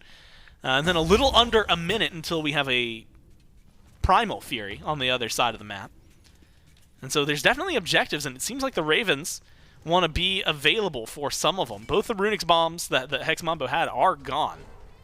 So a Pyromancer could be massive. It spawns in. Ravens have the positioning. The Hex Mambo, well, they're right here, and they're not going to be able to do anything. They just don't have the time to respond. Ravens burn the Pyromancer down probably faster than you could say Pyromancer. I'm not going to try, because I think you're right. It was very quick. But Primal Fury is coming back up. It looks like Mambo should be the first one there. Remember, last time this happened, Dzoni was hiding in the Chester camp and just waited for Ven to step forward. Doesn't seem like the Ravens want to walk up into the jungle. Scream just going to continue that split push. Has so much auto attack damage. The Phalanx buffing his minions. And Haddix is teleporting over to try and help out, or just to make sure he gets out. Yeah, Scream ulted for that as well. So is definitely looking for some split push shenanigans. Dzoni walks forward, notices that Haddix is here. I'm just curious as to what the fight looks like, because clearly after that engagement, after that Enhanced Fire Giant goes not so great for Mambo, they all have to say, hey, can we do something about Ven, right? That's the conversation. This guy deleted essentially 2 people last fight. Can we do something about that? Can we kill him before it starts? You got 2 minutes without timeline. That's your bar as far as I'm concerned. Sure, Rapio would also get his timeline back in about 2 minutes, but you got to try and put Ven down. If not, the fights are not going to be as clean. At least make him feel uncomfortable, right? If you get the relics while it's still down, then you start having a conversation over the next, at that point, maybe minute that's left and what you're able to do. Speaking of, what, a minute left, actually under a minute now until the Fire Giant's going to walk back in. Enhanced one more time. And the ward coverage about to be absolutely insane based on the inventories. Hex Mambo dropping theirs first. Trelly, it looks like those timelines, they're either going to be just in time for the fight or just a bit shy. Pressure from Hex Mambo, as you had mentioned, very important. This might be one of the more important Enhanced Fire Giant fights of the game. You lose 4th this time if you're Hex Mambo. A Phoenix, all of them are exposed now. Becomes a different conversation. Hurry, blink forward as Cozyx. Vin charging up the shot, gonna cancel that one out, not go for it. Instead, Hurry looking for the pull. Vin shoots, but he's wide. Instead, it's up onto the Palau for Dzoni. Hurry already down. Beads get forced out from both Zap and Vin, and Zap is not able to escape. Chased down, killed off. Julio is coming up big in this fight, and so is the rest of Hex Mambo. 3 on the Ravens, gone, and they might be looking for 4. Haddix onto the Somersault Cloud, tries to escape, but Julio has his number. Calls off the chase because they've got a bigger target in mind, and that target is the Enhanced Fire Giant, which might just lead them into the most advantageous position we have seen so far this game. I mean, if you're able to kill 3 for nothing, that is, yeah, the best fight you could have asked for. Ven, it looks like he tried to cancel the ultimate, or at the last second saw Dzoni in his point of view and just tried to flick towards him. Didn't end up connecting.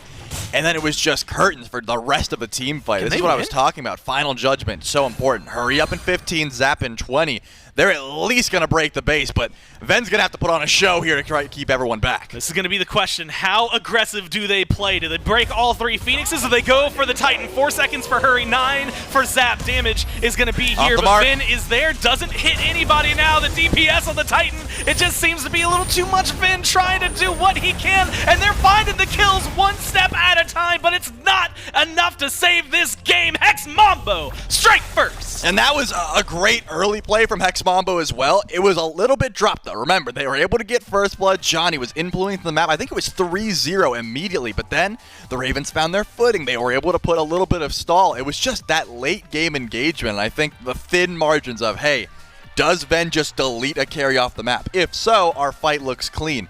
Can't be the weight all on Ven, though. Yeah. This Thoth was carrying a lot of damage, but there needs to be some help elsewhere. I didn't see too much from Scream. He was more so just trying to play the back line and look for, wraparounds, look for a pull in.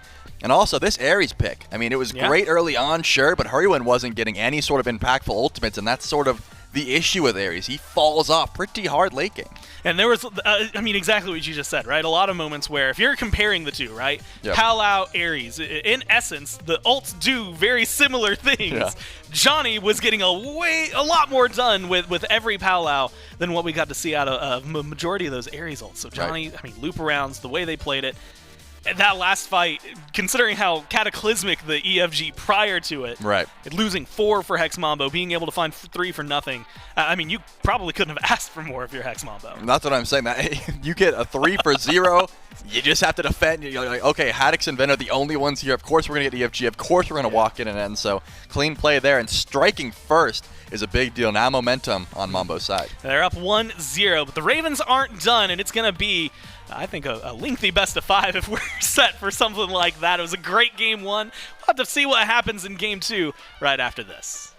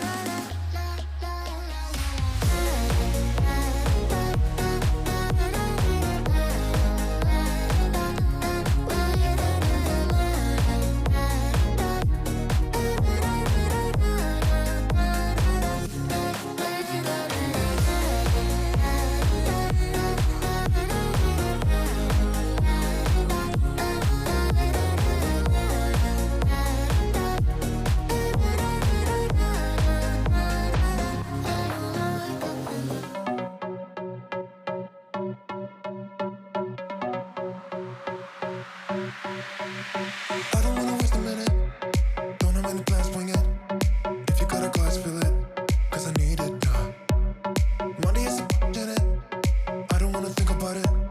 So if you know the song, sing it, 'cause I need it now. Take me to a place where the music's loud. I don't wanna think right now. Flashing lights running through the crowd. I don't ever wanna stop. So let's get out, let's get out. I got money in my pocket and I'm about to f***ing drop it with you now. With you now. Tear the roof off every building. I know I'll be spending millions with you. Just tell me what you wanna do. So let's get out, let's get out. I got money in my pocket and I'm about to spend it all.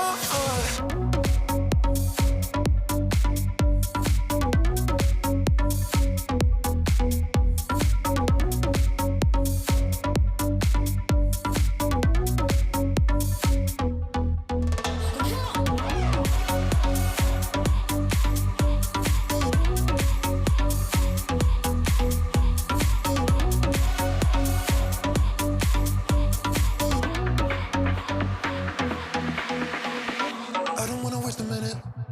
Don't have many plans, wing it. If you gotta go, I spill it, 'cause I need it now. Money is a in it. I don't wanna think about it. So if you know the song, sing it, 'cause I need it now. Take me to a place where the music's loud. I don't wanna think right now. Flashing lights running through the crowd. I don't ever wanna stop. So let's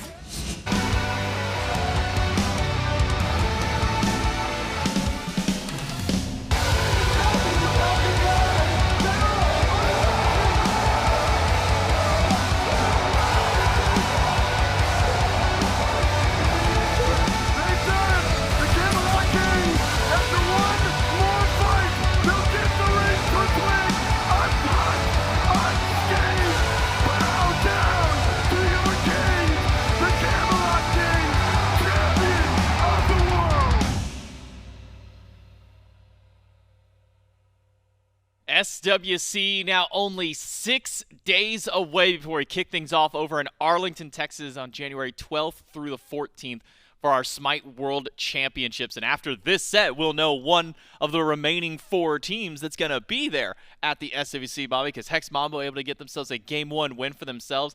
And you can take also a look at what our schedule is going to be for the SWC. You've been wondering, well, what's going to be going on outside of just the World Championships? We got a lot of great stuff going on. We got our annual SMITE keynote, which we always have some great announcements there. The opening ceremony kicks off as well as a red carpet there on Friday. On Saturday, we've got the Year 11 update show, and as you can see, that's quite the block of time set aside for that update show, a massive one ready for you guys, as well as the cosplay showcase. And then on that grand finals day, not only will we have the grand finals, we'll have the Year 11 creator match. That'll be over on the new Year 11 Conquest. You'll see a lot of big content creators there, from not just the people that you know and love, but also some of the streamers that are here on the SMITE Game channel whenever we're not doing some of our esports stuff, as well as the annual Build a God panel, and then a to be announced that still has yet to be determined what's going to be there. So make sure you're at the event so you can know exactly what's going to be happening during that. It's all going to be kicking off again on Friday, January 12th in Arlington, Texas at the Esports Arena. It's going to be an exciting time of year. It's one of the best times of the year if you are a SMITE fan, so make sure that you are going to be there. If you can't be there, tune in here on twitch.tv/SmiteGame or over on youtube.com as well to make sure that you're catching up on all the action. Game number 1 here, though, Bobby. Hex Mambo started off strong, absolutely terrorized the dual lane to begin with, and then things kind of petered out for a while. It got, a little back and forth scrapping here and there, some fights around objectives. And then for a while, Highland Ravens kind of started taking control back, but then a couple of bad fights around these fire giants, Hex Mambo able to get advantage of one, and then most importantly, that really big last team fight that we saw, a miss ultimate by Venenu really did make the difference in the big team fight. Yeah, and that's like the worst part about it is Venenu had a phenomenal game prior to that ult. Like, he was the reason that they kept up into that game. That firefight probably ends the game, that first one. If Venenu does not hit a 2.5 person ultimate, the half is Cozyx getting hit by it, and he didn't really take that much damage. So he hit a big ultimate, and he actually wiped Rapio off the map. And a lot of it is, we need more from Zapman. We need better positioning, we need better damage, we need an ability to kill Julio, because Julio was providing so much space for the entire Mambo comp. And when you compared with the tier and the Daji were able to do to the Ravens backline versus the Awilix and the Wukong diving the Mambo backline, it was night and day.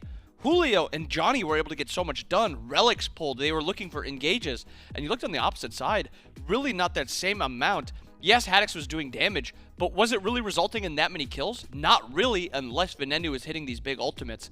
And when you first pick that Awilix, you second pick that Wukong, you need more value out of it. And I think that's where it has to start. Daji did more than this Awilix did, and it was picked in a later slot. So when we look at these P's and B's, Ravens taking that first side again. Maybe there's a switch up in the bans. The Ganesh, the Raijin are possibilities, but I think just waiting on this Awilix, or even banning the Awilix if that's something that you really think is that strong and you don't want Dzoni on it, you can just ban the Awilix and just take something else that's valuable, because this Awilix does not seem like a first pick character. She is very strong, don't get me wrong, but it's not something I would want to first pick. Yeah, it really does feel like the Awilix was just we're against Hex Mambo, we don't want to have to ban it, maybe we can do something with it, let's see what we can do.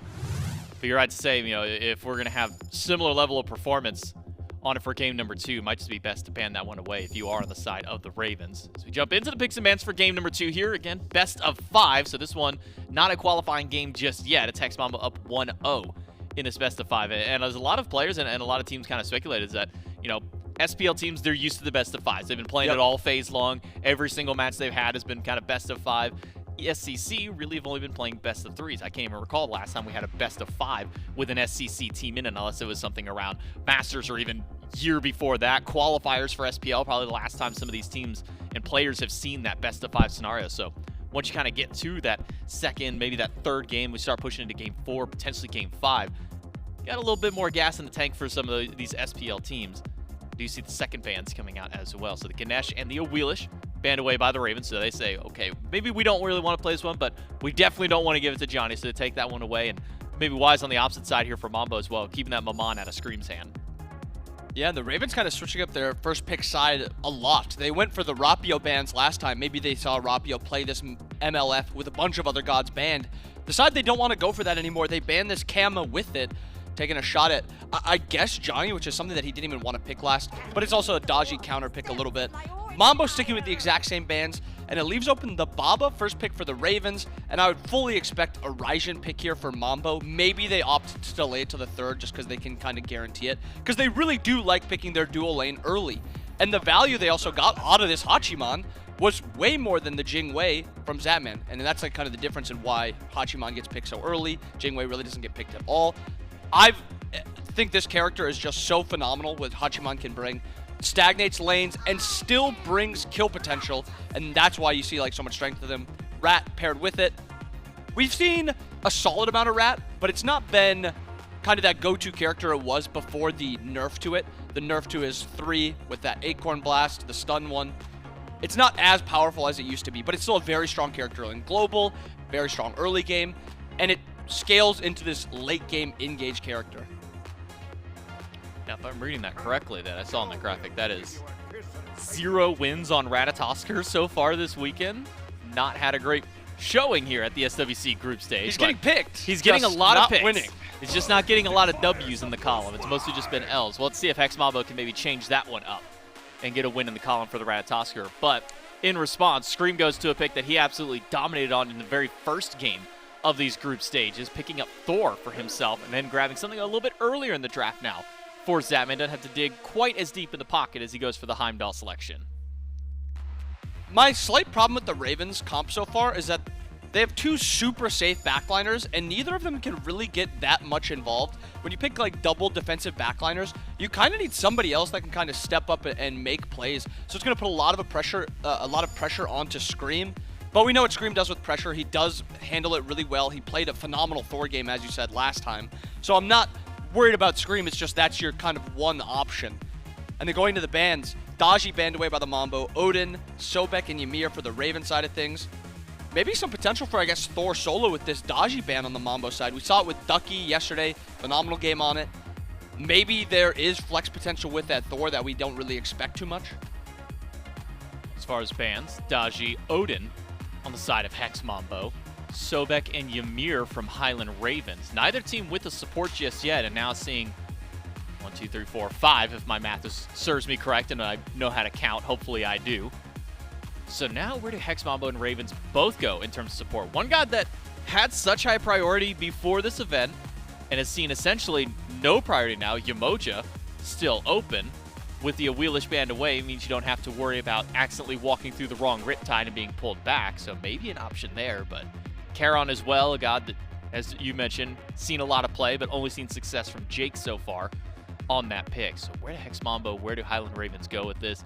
Still also need to find the solo laners for both these teams. So we're looking for supports, we're looking for your frontliners here, and there's a lot of options open for both these two teams. And I think that I'm happy that the Mambo aren't just going back to that tier, because the difference in diving a Baba Heim versus diving a Jingwei Thoth was kind of night and day. You were able to make so much space with that tier into the other comp. This comp, it's a lot harder. I like that they're waiting on Julio's pick. And we've talked about Charon. He's picked a good amount, but he's not really seeing a ton of wins. But he's very strong in the neutral portion of the game, which is what this Mambo comp wants to do. Hachiman, Thoth have very good poke, Rat has good poke, and slightly good engage with the stun. And Charon provides just a little bit of damage and a little bit of fight potential. And then off to the Raven side, the Ares again. I didn't love the Ares last game, and it's a little strange to see them go back to this pick. It's maybe just a, this is good into Thoth. I can pull Thoth beads, no CC immune ultimate. If he does lose his beads, Thor has a pretty free kill onto him. I like the Nike a lot more, but I'm a little stumped on this Ares. Yeah, it really does just feel like these three gods here in the in the middle of the comp really depend on their mobility, and as you highlighted, Thoth with no CC immunity built into the kit, so as a guaranteed beads pull if those are up and available. Otherwise, just a guaranteed pull in general.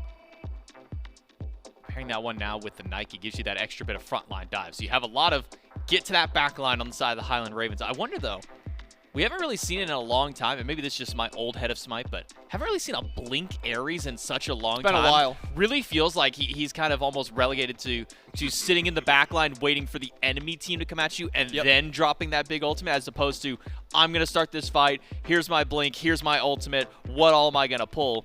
It feels like we've gotten a bit more of that defensive style of play from the Ares these days, but up against the Nike in that solo lane will be the Sun Wukong now for Julio. So Nike v Wukong. We've seen this matchup a couple of times. Usually in the early game, we've seen this one go slightly more in favor of the Wukongs, though. Yeah, it's a little hard for Nike to kind of comfortably clear with how much CC and damage, and then Wukong's passive also in that laning phase. But I think in the current meta with the current builds, I think Axe Wukong is just like a fine character. There was a little phase in like Season 5 to like Season 8 where Wukong was kind of like a hard carry solo laner where you did a lot of damage, you scaled well into the late game. I think he's kind of gone back to that like Season 1, Season 2 Wukong where he just kind of lives and harasses a little bit, doesn't really threaten you that much. And I think that's where him and Nike kind of differ a lot. I think Nike has really strong damage in the early and mid game, and then late game she's one of the few warriors that actually has damage that can threaten. And so if she just pokes out the Thoth just a little bit, Thor has plenty of all-in potential to kind of clean him up. Yeah, and kind of usually when we look at Nike, especially like whenever I think of how Nike likes to play, it's to really bother the hunters more than anything else. You want to make sure to kind of keep them at bay. Hachiman really doesn't have the best matchup because he doesn't have a great way to interrupt that barrier if it goes up. And really when you look at the entirety of the Hex Mambo, that's true. Very true. They don't have great ways. I mean, silence from the Charon's probably your most consistent, reliable, and then maybe stun from Ratatoskr. So even this Nike is going to be getting a bit more value because there's not many ways to truly lock down her CC and her damage. I think that can be true. The only worry I have with that is Thoth doesn't really care about that, and he has such consistent damage and good poke and good range where even if Nike has her shield up, she'll be taking a ton of damage from that Thoth. And that's why I think she might have to shift kind of her prio a little bit. You kind of have to target Thoth when you're playing against a Thoth comp, because if you let him free cast, there's so much consistent damage, so much safety out of the character, where if you don't try to bully him out, he will win you a fight. And we saw it a couple times last game with Venenu. And then we also have to factor in Mirrodin Thoth with how much one-shot potential it has.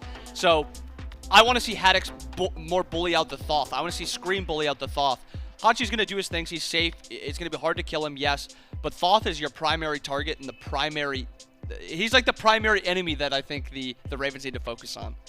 Well, Highland Ravens need to find a way to now slow down the momentum of Hex Mambo, try and drag them out to the depths and really the full lengths of these best-of-5 sets and try and really whittle them down, knock down their adrenaline, knock down at least a little bit of that speed for them, because Hex Mambo, if you give them only 3 games, that's the only 3 they need. They've been playing best of 3s all phase. If they just go, okay, well, it's just a 2-1, except we just get to win all 3 of them, we'll see if Hex Mambo can kind of keep up their reign of terror up against the Highland Ravens, or can an SPL team put a stop to this Hex Mambo squad, because it feels like this is right now kind of the team to be. Can the Highland Ravens tie up the set, or will Hex Mambo extend it up to a 2-0? We'll find out in game number 2 with Gormizer and Trelly. Thanks so much, J-Mac, and inbound, and the heat's turning up a little bit, Shelly, at least for the Ravens, as the first game went over to Hex Mambo, and now I'm excited to see what this one is. I will pick onto something the desk said, because I want your thoughts on it as well, but the Charon has not been doing too hot so far this weekend. He's been picked a whole lot, though.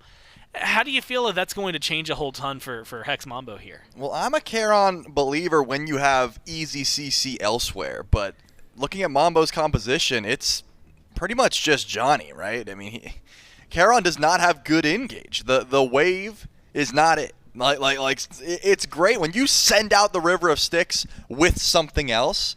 Fantastic. If you can chain that CC, if you have like a Fear No Evil or a Tier Fearless or any sort of great setup, then the River of Styx is great for your team to just sort of run down. But the issue becomes where you don't have that CC, and it's all on Dzoni to hit a big rattle, and then you get the CC in from Cozyx. It's just not my favorite. With that being said, what was the big issue I had last game with Hurriwind? The Ares wasn't getting many pulls off. So it's not as if this is a big CC-heavy game, but we have Thor Wall. That is much easier than the Acorn Blast. It comes out much longer range. It's very easy to connect on.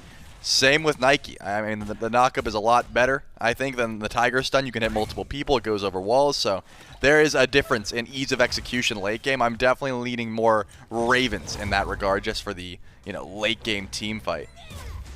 No, it was an interesting early game last time. By 3 minutes, Hex Mambo had 3 kills. And it all started explosively in mid. It feels like, at least based on what I saw the junglers doing, they still want to do something like that. It's just whether or not they can make it happen that's going to be a different conversation. We also got an explosive duo lane, but that was around Sobek pluck. So maybe it's going to be a slower pace. Maybe we're not going to see a massive lead balloon in favor. It's going to be a small set of chains.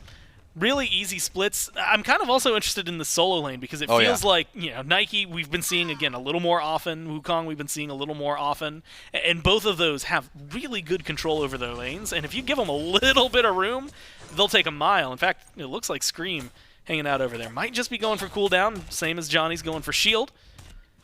But Julio's half health, maybe it could open up an opportunity instead. They're all going to play it safe, both the Ravens on left and Julio on right.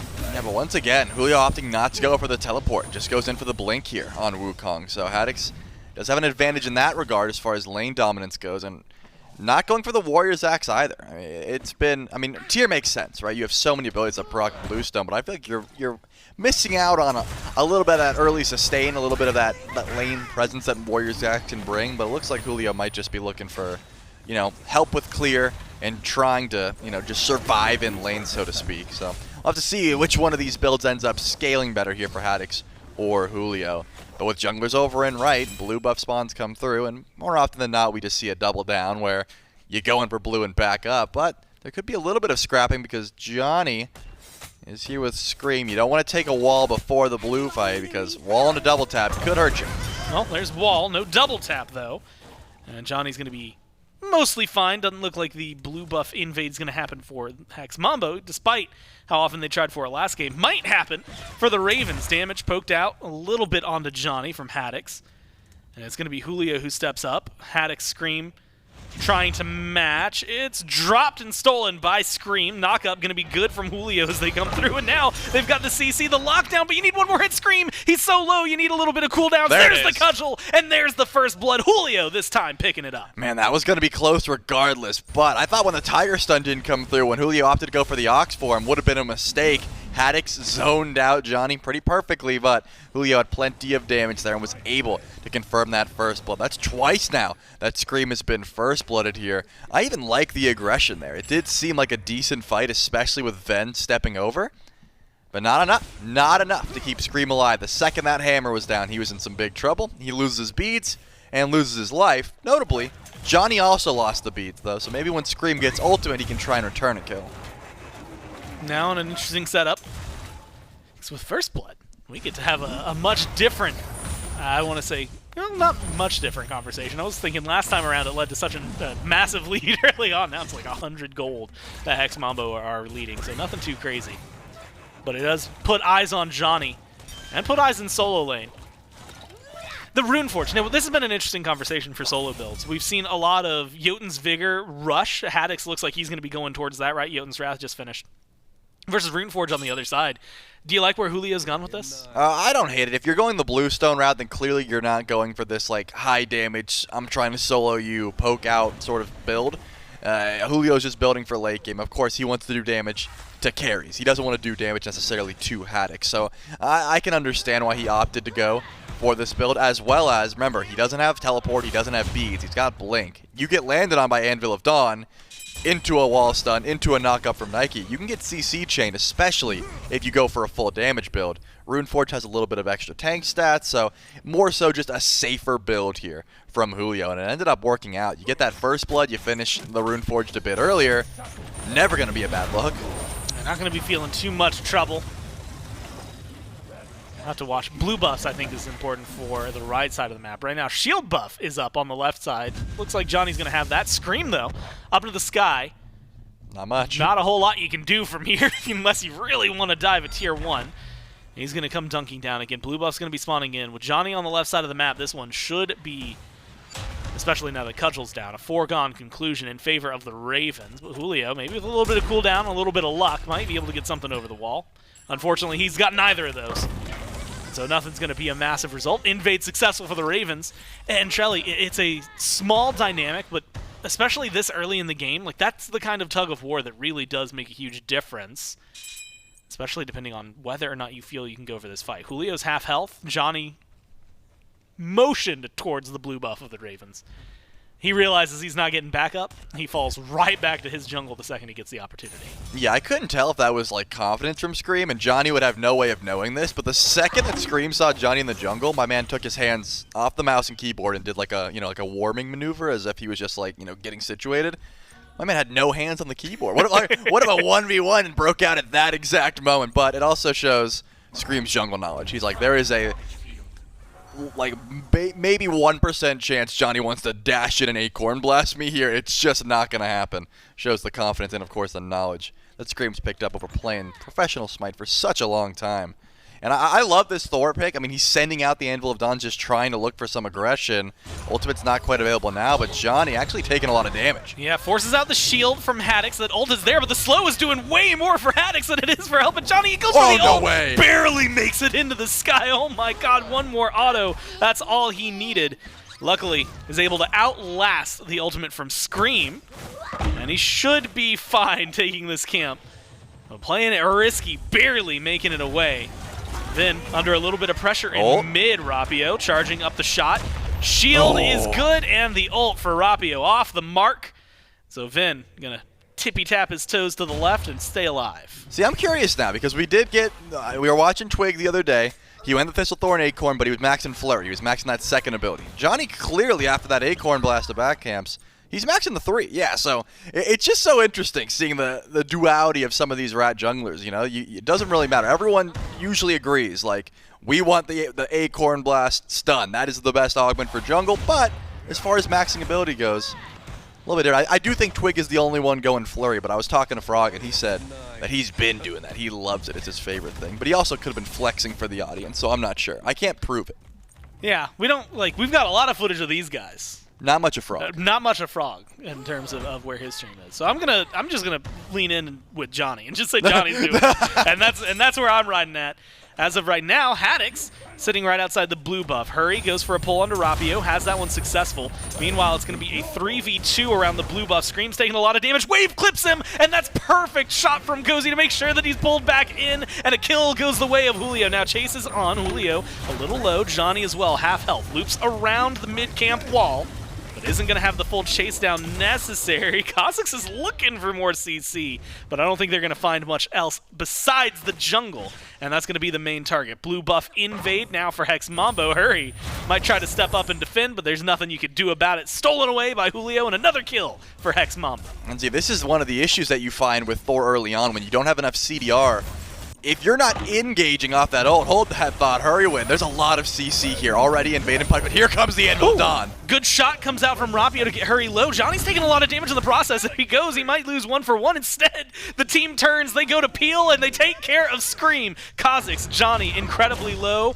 No one to chase them down, and no one to deal the damage necessary. Julio should be able to help out Rapio, or maybe Rapio is helping out Julio. The damage output from this Thoth so far has been phenomenal, and is making sure that this team is not only ahead, but now Trelly, it took them 3 times as long, but they get the 3 kills nonetheless, bring us to an even gold state and a little bit of a favor in experience for Hex Mambo. Yeah, but all 3 of those kills go to Julio, all 3 of those deaths on Scream so far. It just seems like, and this is what I was trying to talk about beforehand, right? The Thor is such an impactful pick if you are leading off fights with your ultimate, but when you're not, it's wall, hammer, and then you have to watch your positioning, right? For the next, 10, depending on your cooldown, between 8 and 12 seconds, you gotta watch out for that hammer being back up. When you engage with the Anvil of Dawn, things get so much different. Scream went in with Anvil of Dawn there, but his beads were down previously from not going in with the ultimate, and then he just gets CC chained immediately. And I don't think that means Scream should stop ulting. I think if anything, it's helping out the team. It's creating opportunity. It's pulling relics. Hurriwind knows beads are down on Rapio, has to try and find him in the next 40 seconds, but that blink's just now coming up. Hurry. An awkward spot. Zap goes for the ult forward, doesn't connect on anybody, but does have some good damage. Wall, double tap, lockdown. Oh my Beautiful God. wall. The Ravens do not want to let these kills go unanswered, and they lock down this Charon like it's nothing. Yeah, Cozyx unfortunately finds himself in a bad spot trying to peel there for Johnny, who realistically was in no sort of danger. Had through the Cosmos, that ult didn't connect from Zap, but I do respect just going in for the peel. Haddix doesn't have too much mana here. In fact, a couple chain stuns could put him in some trouble. Enough to leap over the wall, yes. And Scream's nearby, just in case the blue buff would be invaded as well. Scream did just get a nice wall. Gotta keep your eye on how much damage these double taps are doing. The wall not connecting. I don't think too much comes from this unless they try and dive tier 1 tower, which Hex Mambo is probably smarter than to go for. Well, walks in almost. Julio did try for it.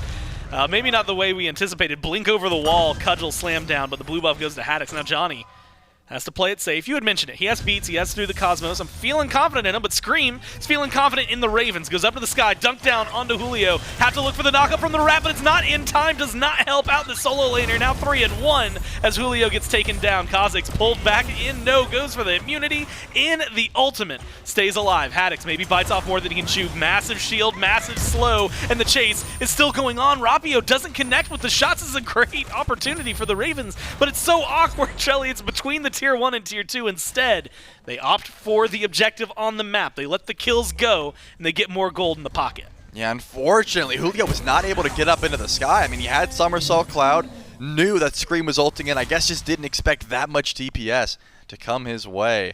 And also, Zapman just, like, behind tower there.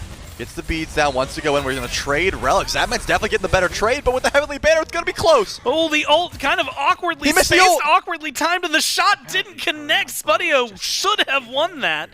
But again, an awkward fight in an awkward location. Spudio and Zap get to walk away. Both, as you had mentioned, drop in relics, although Spudio didn't have the Aegis online just yet, so it did not lose in that regard. Otherwise, found some control. Scream going up in the air, looking for the dunk, finds it onto Spudio. Wow. Backed just outside the tower line and punished for it. Ravens won't let anything go that easily. I mean, Scream walked right over Ward. Spudio had all the information there. Rapio does have Aegis, so no way he gets soloed here unless he decides not. He decided not to use it, Gore. He didn't even let you, like, he should have had the good grace to at least let you finish saying, unless he decides not to use it. So his mindset there was, if I Aegis, Ven still has one more shot. But if Ven has to hit another shot on you while you're moving, he's going to walk so far under tower, at the very least, you're getting his Aegis down, right? Like, And beneficially, also, you don't die from the third shot. That's another pretty big thing. I don't know. We see Spudio lazy back with full knowledge that Scream is within ult range, and then Rapio just greeds an Aegis for fun. They're making it spicy. I mean, let's be honest. The Ravens, despite being down 1-3, were up in gold. Now it's 4-3. You better believe they're still up in gold.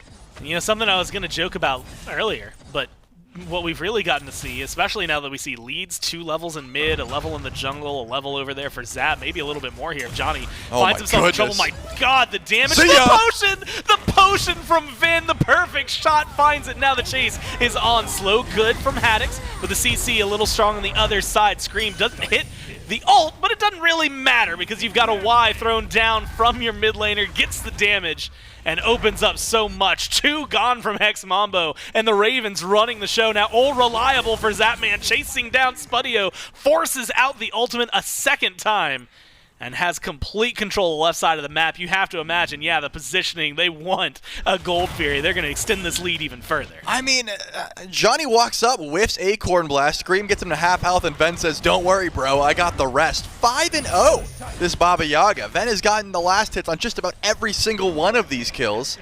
The Mambo looks lost. I mean, considering what we just saw in game number 1, this is a night and day difference. And granted, it was a pretty big draft diff in game number 1. But now it just seems like the Ravens don't care. They are just W-keying. Zap's been dominating lane. He steps forward. Of course, the solo kill was close. Like, Spudio, props to him. Held the mounted archery, knew the Aegis was coming, but just shot it into the wall. Unfortunate. But besides that, Zap's positioning has been so aggressive. He knows he has the Bifrost. He's behind tower at points. Scream goes up, looking for Rapio. Rapio could walk up in range, but knows it's coming and is not going to. He's going to get the wall double tap, though. Takes Rapio down to half immediately. Helps eliminate this Thoth from contention. Pyromancer was the main goal and the main target, and the Ravens have that down to half health. Cozyx throws out the wave. The Ravens appropriately drop the objective for a moment, let the wave roll over them, Fire. and then get themselves a Pyro now. Like you said, they're starting up fire. Rapio still has ult, but he's zoned out so hard from Haddix, Julio, Cozyx. They're going to see this. But Johnny, Spudio, they're on the left side of the map. This is looking great for the Ravens. They've got the numbers advantage and the DPS to do so, but you've got a couple members from Hex Mambo in the area. Now Johnny, enough time to rotate in. Who's going to pick it up? Ravens get the FG. Low health bars. Can the fight continue afterward? Johnny looking for a good dunk, looking for a place to go, but they just don't feel confident in their numbers. Cozyx sent through the realms. And sent back to base in the black and white. Can't do much about it. Ravens, clean calls on the map. Yeah, I thought Julio might try to go in for the steal, but he realized it was low percentage and he was just going to get chained if he hit the ground, so does not step forward. Haddix looks like he won't be able to stop Spudio's back, so at the very least, a tier 2 tower in the pocket for Hex Mambo. But a 16-minute Fire Giant on 5 for the Highland Ravens. Considering how game number 1 went, this is a ridiculous start to game number 2 here. The Ravens are not getting rolled over. Ven, still a threat. My man did not go Prophetic Cloak Gore. He said, you know what? Baba Yaga can stack it up for free, but I want to spend the extra gold on Mantle of Discord. Why not just become this unkillable menace? 5-0, that is the shutdown. That is what Hex Mambo needs to look towards. I'm not sure Rapio has the damage to try and burn through Ven at this moment in time, though. Like, my man's got 2 items. He needs that Staff of Mirrodin, which would help out a ton. But he would be the guy, right? When you see Home Sweet Home, when you see him in the house, you can go for a final judgment. You know the Aegis isn't coming through. He has to cancel the ult to even get that Aegis off. But Hex Mambo needs to find farm. I mean, they need to send soft defenses and then split push the other side of the map entirely. Look, all I know is Vin is just the epitome of when you're 5-0, you got the extra dosh. You can spend it however you want. Yep. Right? He's just fine. Does not seem to be in too much trouble. Haddix in a very similar spot. He's got 2 people surrounding him. Does not seem to care as he plays aggressive. Hurry goes forward, looks for the pull, going to force out beads on one, ult on another. Give the Ravens an advantageous position in mid, looking for the tier 2 there. Scream split pushing on right, pulls over Johnny, and he's got a 2-level lead on that as well. Double tap's good, gets the spin, has some damage, needs to go up to the sky though. Is he going to look for the dunk down and go for the kill, or is he going to fall back? And the answer is fall back, go for his team. have the small reset with a tier 2 in mid going their way, Trelly, we are talking 9,000 gold for the Ravens, maybe just a little shy as they push this Fire Giant to the limit. Yeah, that was a low-stakes fight there, of course. Johnny's like, hey, you just use all your abilities. I have Blink, I have Beads, I have Ult. There's no way you end back down. But Scream's just, you know, testing the waters, right? Walking around, half-health someone, going for the ult. Why not? Because your team has already pulled 2 tier 2s off the map with this 16-minute Fire Giant. Cannot stress that enough, how early in the game we are, that they are able to just walk around freely like they own the place. Remember, Rapio's beads just got burnt. That was a beautiful blink in from Hurriwind, able to find the, I think, 2 or 3 man ult, at least pulled the somersault cloud from Julio. But that doesn't matter. The target was obviously the Thoth, and now Rapio has to stay out of blink range, essentially, from Hurriwind. In the next 60 seconds, the blink's going to be back up, and that would be the target. Looks like Oni Fury's going to be the target as well here for the Ravens. So while they get to think, they get to get enhanced minions from the Oni Fury. They're going to walk over to Pyromancer, probably grab a Runic Bomb, and then consider what they'd like to do next. The world is their oyster. Maybe if they get Johnny, there's a lot more free time for thinking. Good wall, maybe good damage after. Great stun from Johnny on the disengage. Otherwise, we're talking, again, the awkward moments, whether you have to force your ult, use your blink defensively if you're even able to get into it. Did have to use the beads, though, so a small opening and a small victory for the Ravens, along with the minute left for Rapio's beads. And so, back to what you were saying, right, where it's just, okay, well, now we can pretty easily go for a Pyromancer if we want, although Scream seems to think, and maybe appropriately so, that pretty much all of the jungle is his jungle. Right. So they don't have correct. The numbers over on right to deal with it, but they do have 3 just lurking and waiting for somebody to make the mistake of existing on this side of the map, and Johnny, unfortunately, he's the one who bites the bullet and ends up getting taken down. 8-3 now for the Ravens, and a much more easier Pyromancer available. Certainly is. Zapman, Ben, on the left side of the map, not even with the team at the moment, just grabbing those Oracle Harpies, wants some extra vision, because why not? Fire Giant still a little bit off. Won't be spawning in for a minute or so you got time to sort of set up and look around. But with Scream this far ahead, you can see the Thor just walk up, wall, double tap. Hey, is Hurriwind there? Okay, if you chain, it's a guaranteed kill. If not, we probably pull a Relic. Looks like Rapio was able to survive long enough to get his beads back up, so he's not in immediate danger of this getting stolen away, or of his life getting stolen away by a no escape from Hurry. But still, I mean, tread lightly at this point. Ven, 20. Scream, 20. Zapman, level 20. Upgraded starters for 2 out of the 3, and I assume Scream's pretty close as well. Yeah, he just went back and got it as well. So yeah, upgraded starters for all 3 on the side of the Highland Ravens except for the tanks. And there goes Fire Giant, 21 minutes in. They're going for number 2. Yeah, that first Fire Giant, honestly, even the map state kind of lulls you into thinking we're at 27 minutes, maybe even in the 30s. But it is 21, as you said, 8-3. And the Ravens in complete control of this one. I don't even blame Hex Mambo not stepping up for this.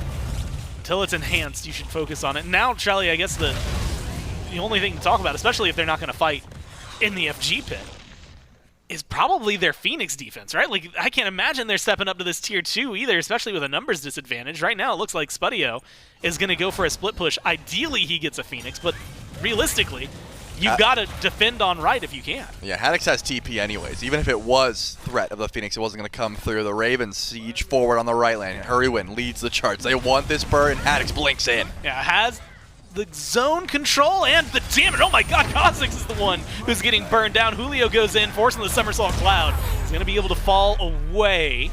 Rapio gets some damage back, but Julio, everybody on the Hex Mambo have to play it safe. We're 22 minutes in. Right side Phoenix is down, and the Ravens, I mean, if they get an opening kill there, they might not show any remorse walking into the Titan room. Instead, it's still a 5v5, and they know better. They fall back. They're going to push up mid, try to go for the mid bird.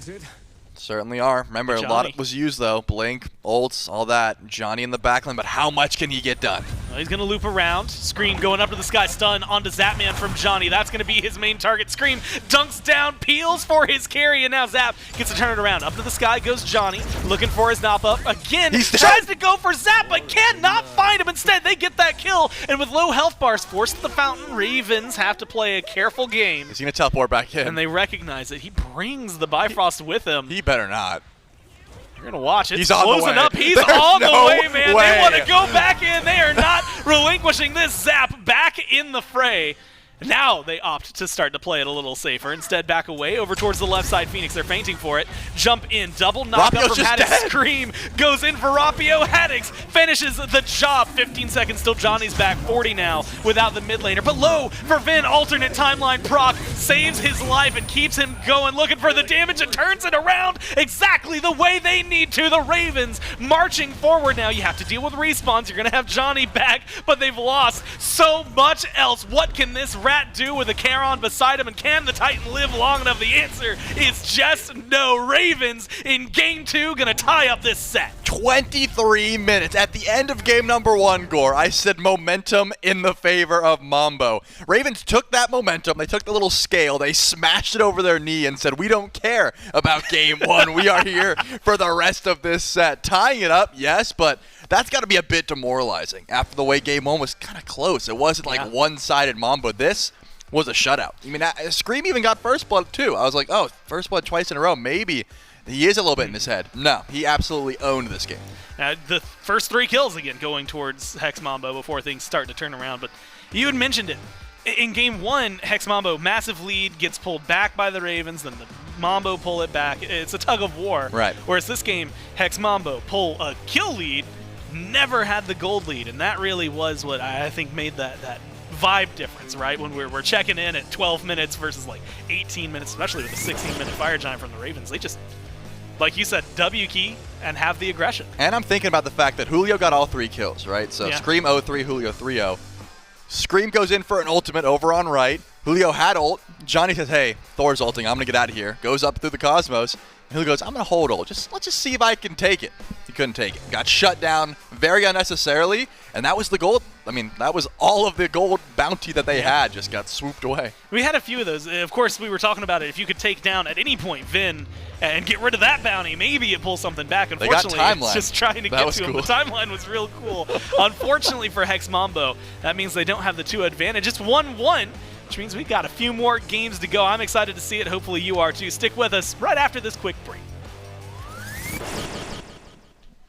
Set me free. Set me free. Set me free. Set me free. Set me free.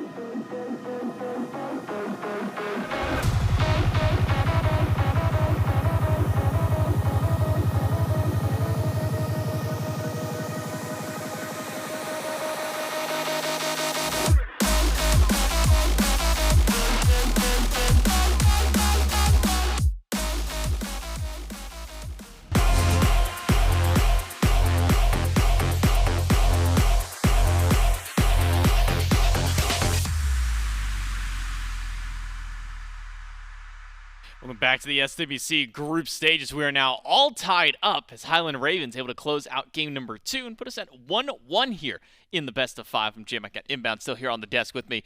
And this one didn't start like it was going to look like a Ravens game. Scream goes 0-3 to kick off this game. Julio getting the better end of those ones, getting all the credit for the kills in Hex Mambo. But for the majority of the game, that's all that Hex Mambo was able to get, because then it's the turnaround. It's Venenu coming out big on the side of the Highland Ravens. I believe 5-0 at one point to kind of start this game off, and felt like there was really no one on the side of Hex Mambo that could get to this backline and deal with this Baba Yaga. Yeah, and I think the switch kind of flipped, and then instantly it was just all Ravens, and there was really nothing the Mambo could really do to even fight back, it seemed like. And I think a lot of it does kind of come down to Ven on this Baba, but I also think Scream started out really slow, but his mid-game, his late game was fantastic on this Thor, and then the dive and the threat potential of the Nike and the Thor was just way too much for Rapio and for Spudio, and it was just so hard to live. And when you get dove and your comp is falling behind, Charon is not the support you want to be able to live that backline and to keep your team alive. He is much better when the game's even and he can kind of play up. And that's kind of like the exploitability of Charon and why he seemed as so weak in a lot of these games. But if I'm now the Mambo after a game like that with what kind of happens, I think my P's and B's, like my ideas behind it is going to change a little bit. The Hachiman I'm still fine with, but I think this jungle matchup I think is something where they first picked the Rat over this Thor. This Rat has now not won. He's now, what'd you say, 0-7? I believe 0-7 so far this weekend. 0-7. Rat is out of my mind. I don't think I'm even considering playing that character, especially when a god like Thor is up and available. Scream on this Thor was able to make a lot of plays. That's something where either I'm taking it, and if I can't play it, it's something I'm banning, because Scream on this Thor did way more than Julio did on this Rat. Yeah, the Ratatoskr wasn't able to get much done. Rapio really couldn't get anything done because of the byproduct of there, it says, okay, well, my jungler can't help me out. My backline, or my frontliners, I should say, are trying to keep everything else away from me, and the amount of interruptions these Thors have, and it's kind of a matchup that we've seen. If you have a Thoth against you, just go ahead and draft the Thor, because you have two different ways to be able to interrupt that ultimate, really try and zone that Thoth out. So maybe you're right to say a change up in the drafts here for Hex Mambo. But there's now 2 times that Scream has gotten this Thor. While it didn't start off very pretty, as you highlight and as shown, mid-game, late game is really, really important to this Thor starts to come online and really starts to show its impact. So we'll see if that Thor makes it through again. We'll see what gets drafted up here. He's jumping into picks and bans for game number 3. This time Hex Mambo, the team, to elect themselves to go into that second pick spot. So still seeing some value in being able to draft the double pick as opposed to the Highland Ravens, who have been so keen on wanting to try and get this first pick spot for themselves. The question is, what other adjustments do get made now when Hex Mambo's in? Because we saw what the Highland Ravens change was. They said, okay, well, we're going to make sure that the Awilix isn't a thing that Hex Mambo can go towards. The Highland Ravens saying, we don't want to play it now. We're not going to let them play it. So it's up to the adaptations of Hex Mambo on field and really in draft as well. And this Kama throwaway ban that the Ravens had in that second game kind of seemed to throw Mambo off a little bit, because that is the next god that Johnny's kind of shown he wants to go into. Awilix, Maman, and then Kama. And with both of those gods gone, he did look for that Rat, and that Rat did not look that exceptional. So maybe the Ravens try to keep up with that Kama ban, stick with the exact same P's and B's. And the Mambo ban Afro here, we have the exact same bans, I guess, not picks. The exact same bans as the first game, or second game. Well, and same first pick out of Highland Ravens. Pick up the Baba Yaga once more for Venenu. Exceptional performance from him in game number 2 on that pick, so I've got no complaints with them going back to it. I think the adjustment now for Hex Mambo is this second spot, and I think this is the adaptation to make. Put Johnny on the Thor, take it away and out of Scream's hands, replacing that Ratatoskr again, now 0-7 on that pick in general, so we'll see now what Johnny can do on the Thor, because it's hit the first time this event that he's gone towards that pick. Yeah, and now I think this puts a lot of pressure onto Scream, because the Rat has not looked good, and we have not really seen that many more junglers. We saw the Dodgy, and that really is just about it. Do we see that Erlang come out? Do we see Scream try to play one of his warriors, the Gilgamesh, the Bologna Osiris, something like that? Because now the Ravens jungle is going to kind of have to switch up from what we've seen from the meta that's developed so far for this LAN. And then for Zapman, I don't mind the Heim. It looked good with the Baba last game. But I think you need an exceptional jungler that can make plays and do stuff like that, like the Thor can, for the Heim Baba to look as strong as it did. I think they should look elsewhere. I've liked the Ishtar a lot so far this tournament, and I also think that they could also look for that Sobek early here before that picks and bans phase, because Sobek is another god that Cozy likes to go to a lot, and that will probably be their third pick for the Mambo with how many mid laners are still available. Still these 2 picks now for Highland Ravens. They're taking a while to think about what they want to go towards. Do you draft Scream's pick early and prevent it from being really heavily banned out in that second phase? Or do you just go ahead and wait a little bit, see what cards the Hex Mambo pulls out, maybe take a look at least 4 of their 5 and see if maybe there's something that Scream would want to counterpick that way. We've been seeing a lot more priority towards these front lines, toward these kinds of, or I should say these backliners and these carries more than anything over the course of this event. We will see Nike Anhur, and Anhur is the one that I'm probably the most surprised that we've seen the least of. I know that he's been getting a decent amount of bans, about a third of our games he's been banned, but he's only had a couple of games he's been picked up, even though they have been losses. It still feels like this is a god who was just so dominant not even a few weeks ago. Yeah, my only take on that is that Hachiman is just a really good pick into the Anhur. Very hard to bully out Hachi, and then when it goes to late game, Hachi is a safer character with better damage. That's the only real take I have. I think Anhur's just gotten less prio as the weeks have gone on, because he is a god you have to bully lane with. And I think a lot of the ADCs in this tournament aren't looking to bully, they're looking to farm to the late game. We don't have like that Coast, that Panda Cat. And to pair with that Anhur, the Nike, which I really liked last game. The Nike looked like it had a ton of value, did a lot of damage, was very tanky, but is that a product of diving the Thoth and the Hachiman, characters that really can't fight back too hard and not really great PL from the support? Or was Nike just actually that good of a character? And look for the Mambo side, the Sobek, which is we've seen Cozyx play it a ton, paired with this Hachiman. This is one of their kill lanes, and they look very good on it, so I like seeing this Sobek before going to the bans. With those bans, Daji Ares on the side of Hex Mambo. So finally going to force Hurriwind away from this Ares and see what else he's got cooking up. And on the opposite end, a couple of mage bans the way of Hex Mambo's mid laner. Still leaves open both the Raijin and the Thoth. Do you think that now that Thor is on the side of Hex Mambo and there isn't really that immediate chase, do you think that this is a better game for Rapio to go back to the Thoth, or would you rather see him on the Raijin that he piloted so well earlier in the week? I mean, it's 100% a better Thoth game than it was in the previous game, but I think this is just such a good Raijin pick here. They want to wait on it. They know their solo lane matchup. I like the Achilles here anyway, and you can kind of see what Scream picks to like dive the Thoth or the Raijin here. I actually really like that they opt for their solo lane pick here. Let Rapio get that last pick. Really see what is going to be diving him. And then on the last pick side for the Ravens, 2 picks to go, hovering that Sylvanus, which we've not seen this tournament, and we've not seen really in a while. He did get that nice buff in 11-13. No more DR, or his 3 is now DR immune.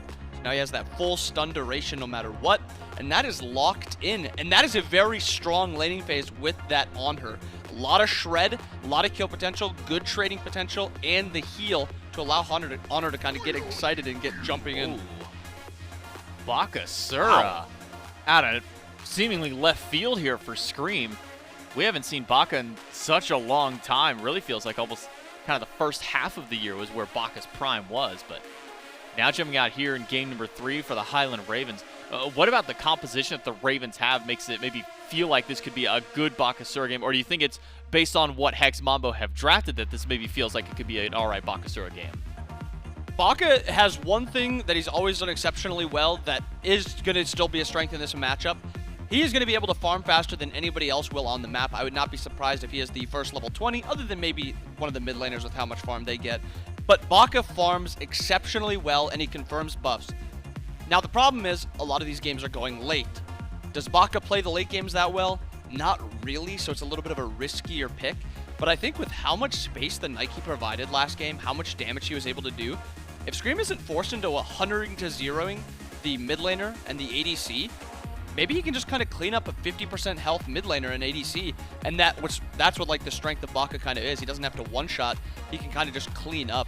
And so I think this could work out really well where this Baka looks strong because of how much pressure the Nike's able to output, but it's still a little bit risky. Kind of more of the janitor role.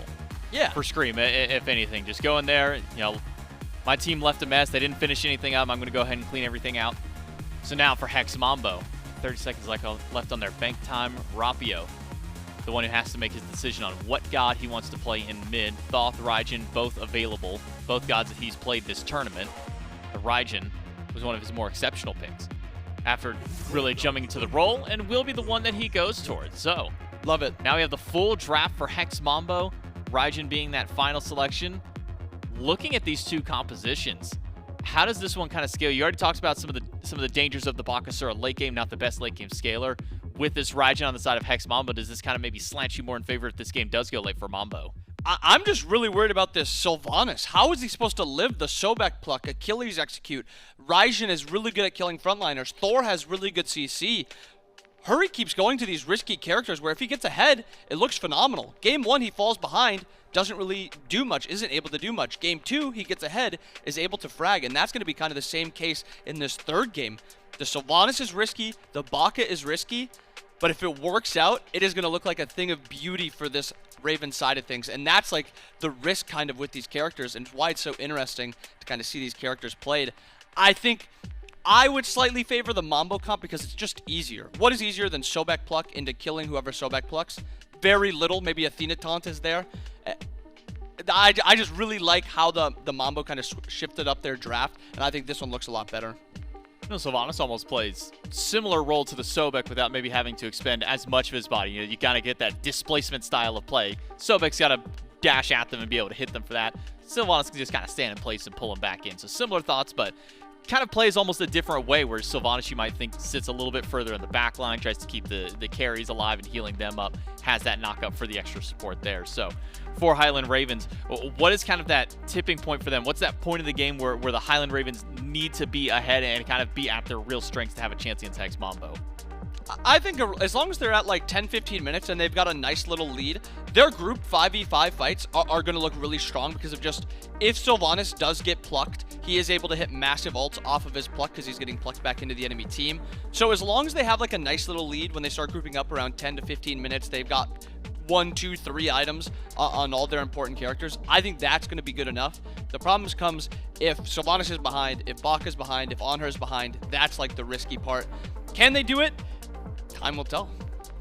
Get ahead, stay ahead seems to be the name of the game for the Highland Ravens, especially given at least one of their lanes entirely, and then, as you mentioned, the jungle. So it's going to be a bit of a struggle here for Scream to see if he can keep pace with what Dzoni and Hex Mambo have been able to do. I mean, it was a great start for Hex Mambo in game number 2. Just started falling apart once we got to the full team fighting phase of this one. So for Hex Mambo, keeping their early game up, keeping their heads up during that early portion to try and ride that wave towards the later game, because now with that game win, at least by Highland Ravens in game 2, means that we are at least going game number 4. So try and get those wins as quick as you can, says the name for Hex Mambo. Who's going to put us on match point? Will it be the Ravens? Will it be the Mambo? We'll find out in game number 3. Now it's time to see who puts their best foot forward here in game 3. Haddix starting things off, I would say, the right way. I'd say so. Very smooth, calm, and collected for him. It's game 3. A little bit more pressure on this one, and a very interesting dynamic. When you look at Hex Mambo, I have to go back to game 1. I think the plucks from Sobek were fantastic.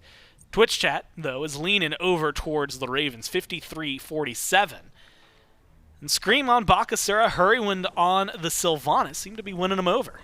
Yeah, I mean, the Highland Ravens have been getting pressure in duo recently. That was the thing. And Spudio had a great performance in game number 1. Was constantly pushing Zapman out on the Jing way. This time around, after game number 2, that Heimdallr went uncontested. Now, on her Sylvanus, they should be able to pull 3 buffs, no problem, get pressure in lane as well. 1 pull from Hurry. We could be looking at some more action. I mean, that's the kind of thing that the Highland Ravens have been going for here, is trying to play through the duo lane. Whereas Hex Mambo, off of, playing through Julio hasn't been bad. It was just last game he got shut down, holding on to his ult greedily, and because of that, they really weren't able to recover. It was all Ravens all the time. So I'd like to see exactly how Mambo change up their strategy here in game number 3. Because the Achilles is great. It's not as if playing through it is that poor. I do like the Achilles, and especially the build that we see. But it's going to take a while to get online. You need that Fatal Strike to really get value. I think another worry, at least that I have, when it comes to Hex Mambo, I'm looking at Vin. I mean, even perfectly timed the damage that he gets right there, but that Baba Yaga was kind of a nuisance last time around. It had a lot of helpful setup beside it, so there is definitely a lot to be said of Baba Yaga with no more Thor. But Vin was also just absolutely slapping the damage down like it was nothing. And so something to maybe be worried about in mid. Hurry, Zapman over on left as well. It's going to be an interesting, really, I think, push and pull, ebb and flow, right? Cozyx with a pluck versus Hurry with the pull. Damage from an Anhur versus damage from the Hachi. Spudio's gotten to really get comfortable, I think, on this carry. And so maybe not as explosive, or do you think as explosive? We might get the answer to that before you even get the chance to respond. Scream in a little bit of trouble. Julio is rotating in. They want a little bit more. Stun from the wall. Good. Teleport onto the hammer. Forces Vin away, but he doesn't have mana to work with. Now you just need the damage, and they've got it. First blood over to Dzoni just a minute and a half in. And you pull the beads off of Vin, so he's got a target on his back. Beautiful positioning there, and Julio always able to make that rotation if he needs it. I mean, how many times? It's been Scream twice, this time Ven, but has Julio been a part of that first one? He wasn't really there for the assist, but he cut off the path for Scream and then recognized, okay, that kill's confirmed. Hurry's dead too. One good wall will do it. And one good wall He missed gets the wall. that, but no, the wall was on the other side. Now you need a little bit more. You need someone has to get him, has to chase him down, but they can't before the tier 1 tower is there. The wall just an inch to the right when it needed to go left. Hurry gets to walk out of there, gets to again, count his lucky stars that he stays alive. And that's the thing. In a situation like that, Dzoni was walling for his double tap. But you don't even have to do that. You trap him in the shield buff, and he guaranteed goes down. Hurriwind, I mean, call it a misplay, call it luck, call it well played by him. Either way, gets out there. And thanks to Zapman for some nice peel up-down just to guarantee. But that was a dropped kill for sure. Unfortunate. I still think level 5. Wait, hold on a second. How'd this man get over here so fast, Dzoni? Dzoni's already ganking Haddix. We're still talking about the failed gank over on left. But at level 5, Ven could be a great target. 86 seconds without beads. I wouldn't be surprised if we see an Anvil of Dawn around the mid lane. Definitely, look, if that kill happens onto Hurry, probably feeling a lot more confident in Hex Mambo's gank potential. Even without that gank onto Hurry, like you said, it's just a level 5 away. So watching Vin, I'm not surprised to see him hanging out pretty deep in the tier 1 tower right now, just in general. Of course, there's not a wave for him to deal with anyway. So he's going to be fine. Level 5 for him and for Rapio just now met, as well as the solo laners, who are going to push themselves up to that extent. And it does feel like, you know, we talked about it, and the desk was mentioning late game, specifically for like the Bakasura. We got to see Scream late on the Thor in game 2, really kind of just being a driving factor of, okay, cool, let's fight. Let's start something. Let's go. Bakasura, you know, Inbound had mentioned maybe not a strong late game, but I think Haddix is also in that conversation because he saw so much of, cool, I'm going to jump in, I'm going to ult and slow 3 of them, and then let's just chase them down. Yep, and exactly. I think that's the same style of composition we could see here. Scream sitting over on right. Remember, Bakasura farms very quickly, right? He is able to farm them out. Doesn't mean his ganks are all that solid until he gets some attack speed online. That is a big benefit. You can see Dzoni is nearby mid, but not looking for an Anvil of Dawn. I think he was more so looking for just a wall double tap, and then maybe Rapio could finish off the kill with the Taiko drums, but not going to happen. So Venenu does survive with his beads down for the whole majority. Should be just fine to try and, you know, live through an Anvil of Dawn at this point. But Dzoni has been showing a lot of face over towards the right side of the map. You know, Haddix is going Yotes. He doesn't have beads. A CC chain would be nice. I mean, I'd say Anvil of Dawn almost guarantees a kill because that execute will go through your shield. If Haddix gets too low before getting Sentinel of Zeus off, Fatal Strike will come through. So there's a reason Haddix needs to watch out. As long as he has his jump available, shouldn't be in too much trouble. But I think Dzoni's been spotted on the left side of the map, so Haddix can step forward. Hurry has Scream, and they've got Spudio right now. Knock up going to be good. Now just laying in wait. You've got the ult, but then you need a little more, and Hurry has what's necessary to get the job done. Dzoni dunks down, stuns out 2. Doesn't really have a whole lot of follow-up for that, though. Has to fall back. Shield buff is going to be the target. 3v2 until Rapio gets here, and Rapio is going to be shooting over the wall for the first little bit. Goes around the long way. Pluck onto Zap Beads a little bit late. Now the knock-up too early. And it ends up letting Zap get on out of there for a little bit. Wall good, damage follow-up right there. Taiko drums the barrels, roll down the long lane and get the job done. 2 kills for Hex Mambo. Shield buff, though, for Scream. Yeah, Scream is going towards Spudio, though. Looks like at the moment, unchecked. No one has spotted him out.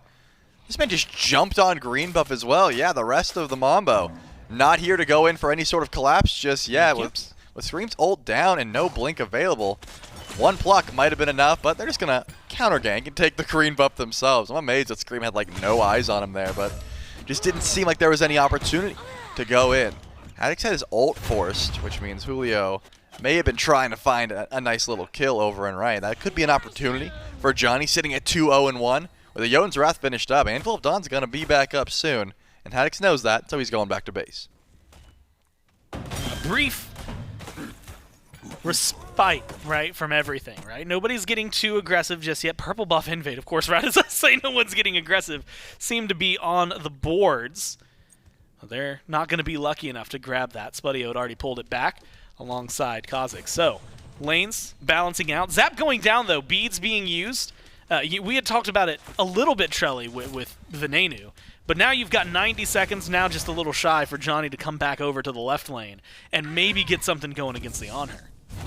I wouldn't hate that either. I mean, that's the thing about this Thor. Early game, you got to send out those ultimates because if you connect, it's either guaranteeing a kill or you're able to pick one up next time. So I like just getting them off cooldown, whereas Scream, he wants to choose his ganks a bit more carefully. You can see he's sitting over by the blue buff, waiting to see if Julio's going to, bite off more than he can chew, use that combat dodge a little bit too aggressively. Whereas you can see Dzoni just goes, all right, let's just step forward. Let's just go in for damage whenever.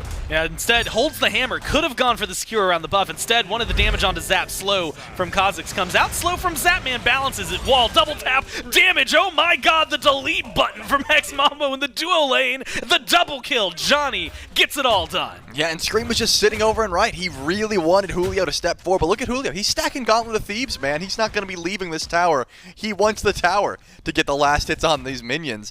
You gotta help out the duo lane in this case, and unfortunately, despite Zapman stepping forward and actually taking away the shield buff, there was just too many resets of abilities. I mean, it was double tap, miss, unfortunate, spin, Hydra's auto, oh, my wall's back up, here I'm gonna send another double tap your way, because no one else from the Ravens was heading over. That certainly wasn't gonna make that rotation. Haddix flirting with death there for a moment. I saw the execute symbol come up, disappeared pretty quickly though. We've talked about that sustain, right? The sustain from this build. Keeping him in a good spot against Julio, but really dangerous, precarious positioning. The issue, Trelly, is game one. Let's talk about it, right? All right. Hex Mambo, they get up a lot in kills, and the gold comes with them. Game two, they get up in kills. The gold doesn't come with them. Game three, they get up in kills. The gold's still not coming with them. They kept it even this time. It's not a lead for the Ravens like it was in game two, but that just goes to show how well the Ravens are farming the map. And that's a big issue that needs to be shut down. I mean, at this point, if you're able to get up 5 kills, the duo lane should be so far behind. Dzoni should have this massive lead in. It's okay. It's not terrible at this point. Scream is still getting active. But the Ravens are able to step up, right? They're not hiding underneath their towers so much. Zap is still getting aggressive going in for those camps. Gets plucked. Doesn't even get the EI Jutsu, so an easy jump out.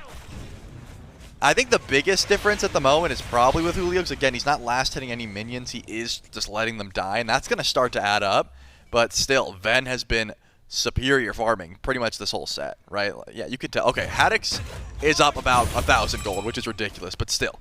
You can see Ven's up a solid 200 as well. That is a lot of where this gold differential is going to lie at. The Achilles just isn't going for last hits. I'm a little surprised. I guess it's because the kills have gone on to Dzoni, which maybe he's going to look for a little more here. All right, double knock up. Zapman with the ult has some damage. They're not going to have enough to find even more kills for Dzoni. Wall not on the mark there. Double tap, though, good damage to make sure that the Ravens aren't going to be diving this tier 1. But it is surprising after, Zap goes down twice. 0-2 and 0. And you had mentioned it, but looking at the net worth charts, he's 30 gold behind right now. That shot is going to help turn that around. And now with another kill, especially onto Spudio, we should start to see the difference, the pickup. 400 now for Spudio in pocket, and he feels much more confident after getting a double for his own. So does the team as they move into the gold fear. Yeah, this is finally what I wanted to see, because at this point, when the Ravens are still up in gold and it's 7-1, you gotta start doing a little bit more, right? Every time I see Dzoni go for a gank, I go, all right, where's Scream? And he's somewhere farming. He was taking away back camps. Now he's trying to invade jungle just to make sure it doesn't go down. Again, Haddix is a big portion of the reason the Ravens are still in this financially, but it's not as if Ven's going to be that far behind either. Julio's tanky enough, but he just doesn't have, the DPS to try and confirm his buffs or clear any sort of minions. He's nearby, though, and if anything, taking a lot of damage. Beautiful pull back in. Yeah, from Hurry, but the hammer actually allows him to get away. The fire shot's not going to chase him far enough. Now Vin in a little bit of trouble. Beads, again, a little late from the pluck, but he's going to be fine. With the pot, gets him out of there. The Cauldron paying its own weight in gold for him there. Venenu making sure that he's able to survive and not get shut down. They've already put more pressure on this Baba Yaga this game than we got to see pretty much the entirety of Game 2. Haddix, well, he's going to use his own ult there in the middle of their lane. I'm not going to have too much to say about it. 7-1 lead for Hex Mambo. Trelli again, the gold. It's not as much as you would like. It has finally shifted over to Hex Mambo, and that Gold Fury is going to do a huge part of that. But really, it feels like such a disparaging mental image from where the gold is to what the kills lead you to believe it should be. And that just goes to show how much last hits are worth. Because if you look at the XP, right, Johnny's up, Cozyx is up a level, Spudio's up a level. It's really just Julio. And of course, like I said, Ven's still top of the net worth charts, but closing in on like 1,300 gold. And that's just from last hits. That is Haddix clearing the wave, and Julio not being able to. Now, to be fair, his blue buff has been getting invaded as of recent, but Johnny goes up to the sky. Looks like he's looking for, trying to find Zapman. Wasn't even close. Being able to connect. Scream also could have been a good target, but the leap gets him out of trouble. One pluck would have been nice for Hurriwind, but it doesn't seem like there's any more aggression. Hex Mambo just want to fight, man. They want to throw everything on the wall and see what sticks. I mean, based on the kill count, they're good at it, right? Yep. So you might as well keep doing it. Because eventually, and this is kind of I think the grand scheme, right? A lot of the lead could be bigger, if not for Julio, which sounds a little mean, but the good news is that even with Julio down in this deficit, Charlie, in like 5 minutes, it's still a 18-minute Achilles, right? Like he's still going to be the guy that he needs to be for his team. Maybe down a little bit compared to where we're going to see Haddix, but he's going to be the front line. That is necessary. Stun, though, from Spudio onto Zap. Now you need to hit the autos afterward. Leap is good. Ult goes for the chase down. Zap goes around the long way, though. And now you need a little bit more. That jump is going to come back. Heavenly Banner gets the extra damage. You need one shot to have it. Exactly what you need. Johnny was there as a contingency plan, but unnecessary. Spudio gets the solo kill onto Zap. And now the rest of his team has to make up for it on right. Julio and Rapio and Cozyx, all defending the blue buff from 4 members of the Ravens. Everyone sans Zap, getting aggressive. Pluck onto Hurry, damage is there. Blue buff goes the way of the Ravens. And the knockups seem to be exactly what you need. Hurry's going to be in trouble. Maybe looking for a little extra is Johnny. Sees Venenu alone on the blue buff, but calls it off. And instead, it's the Pyromancer for the Mambo. Yeah, I love that. It was a little bit too far going for Ven. Maybe you pull a Relic, but the Pyromancer, definitely a smarter call. Gold, that is the issue. Kills are not the issue. They have never been an issue here for Mambo in this game, but squad gold, like team-wide gold, that is going to be the call. Love that play. Also, shouts out to Spudio. Great solo kill. Took them out in archery, had to play the option to see where Zap was going to go. Didn't waste any relics, though. Like that's what I was afraid of. I was like, you got to use your beads here, right? Zap's going to 180 impale. Nope. Just use the ranged auto attack to put him down easily and said, yep, I don't have to waste anything else. We can easily get that solo kill. I just love applauding aggressive ADCs, right? Because so often we see 0 fighting for 20 minutes from both hunters. Not for Spudio. He's not going to let it happen. Not only is he letting it happen, you know, we saw the double kill in duo lane from Johnny very early on. Right. But since then, it's been a lot more than just that, right? Spudio gets a double kill afterward, makes both of them 0-2. And now you're looking at it 1 and 8 combined, and that 1's not where you think it would be. It's on Hurry, who was able to turn it around. So really, duo lane, despite the fact that, as you said, typically something, especially for Zap, who would love to just sit there and maybe farm up and show up for the team when they need him. As of right now, it's 3 levels and a ton of control for Spudio and for Hex Mambo as a whole. Yep, so far, look at Zap. He knows he can't step forward. He does have a ward on his purple buff, but that's about it as far as vision goes. Hurriwind, once again, plucked back in. The Oni Fury was the target, but why not take a Sylvanus? Yeah, find him where you can. You do use an ult from Rapio, but who's really going to be missing it? As of right now, your 10 kills up. Fury gets started nonetheless. Zap is in the area. He's going to be walking across a ward, has the ult, might be going for a steal, but he's going to get zoned out pretty easily. Johnny holding a position behind some of the Ravens. Maybe looking for Venenu. They've got the Pyro. They've got the Fury. Now they want to go for a few more kills. It's just the lockdown that's going to make the big difference. Julio chasing Ven across the planet and slowly but surely funneling him into the rest of his team. Dzoni, wall, going to get beadsed out. Hammer not going to connect, uses it to teleport forward, try and chase him down. Slow from Haddix helps peel, and now Johnny's the one in trouble. Can't get out of that one. Cozyx getting burned through. Julio forced to run away. This tier 1 tower is not going to do enough to defend you. They have to keep on running. Haddix with the chase might not have the damage to get the kill. Rest of the team turns around, gets the tier 1, invades the blue, and now Charlie, they're stepping into the FG pit, but I don't think they're looking for it just yet. Nah, I gotta call it out again, man. They, like, so many times. Like, we saw this Thor, I mean, Scream did it a few times as well. Just engage with the ult. If you engage with your hammer, you have nothing. He ended up getting a 4-0 shutdown because he wanted to wall double tap Ven instead of just ult on him. It makes no sense. Once you pulled the beads, that was the win. There was no way you were ever gonna kill him. But because Dzoni died with ult up, it's not like you could use it to ult out. You can always hammer out. I think just Anvil of Dawning there is 90% of the time a better play, and in this case, you lose your shutdown. That's a lot of gold you're giving over to Haddix, who was already a threat. Now you got a level 17 Nike you have to deal with, and Dzoni no longer has that bounty on his head. And not only that, but realistically, a lot of the lead that you had disappears, right? You were 1 level up now over Scream, so you want a little more control, and Charlie, there's not a lot of neutral objectives for him to go for. They're going to stand on the second beacon, so they've got at least a small margin there. And it is by no means catastrophic for Hex Mambo. But that gold lead that was finally getting to the point where we could say, hey, this is a huge advantage. Now, you're barely sitting at 2,000 gold. So, you know, 20 minutes in, or at least as we get closer to 20 minutes, it's going to mean a whole lot less spread across the board. Luckily, most of that 2,000 is in the pockets of 4 members instead of 5, right? Julio is down by a lot of gold, so it's Spudio who finishes the Demon Blade and things like that. So Power Spike's still online for Hex Mambo with the Pyromancer on the horizon, maybe even a fight on the horizon. They're looking for Hurry.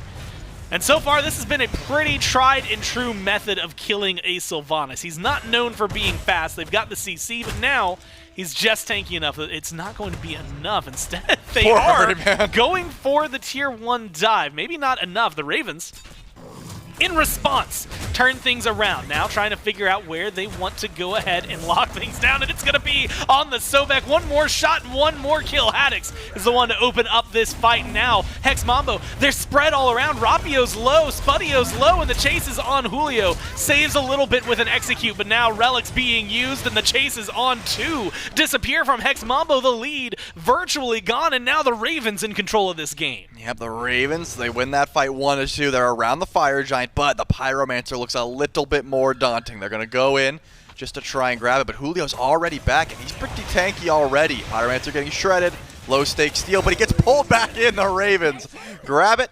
They're going to leave immediately. Hurriwind picking up the Runic Bomb.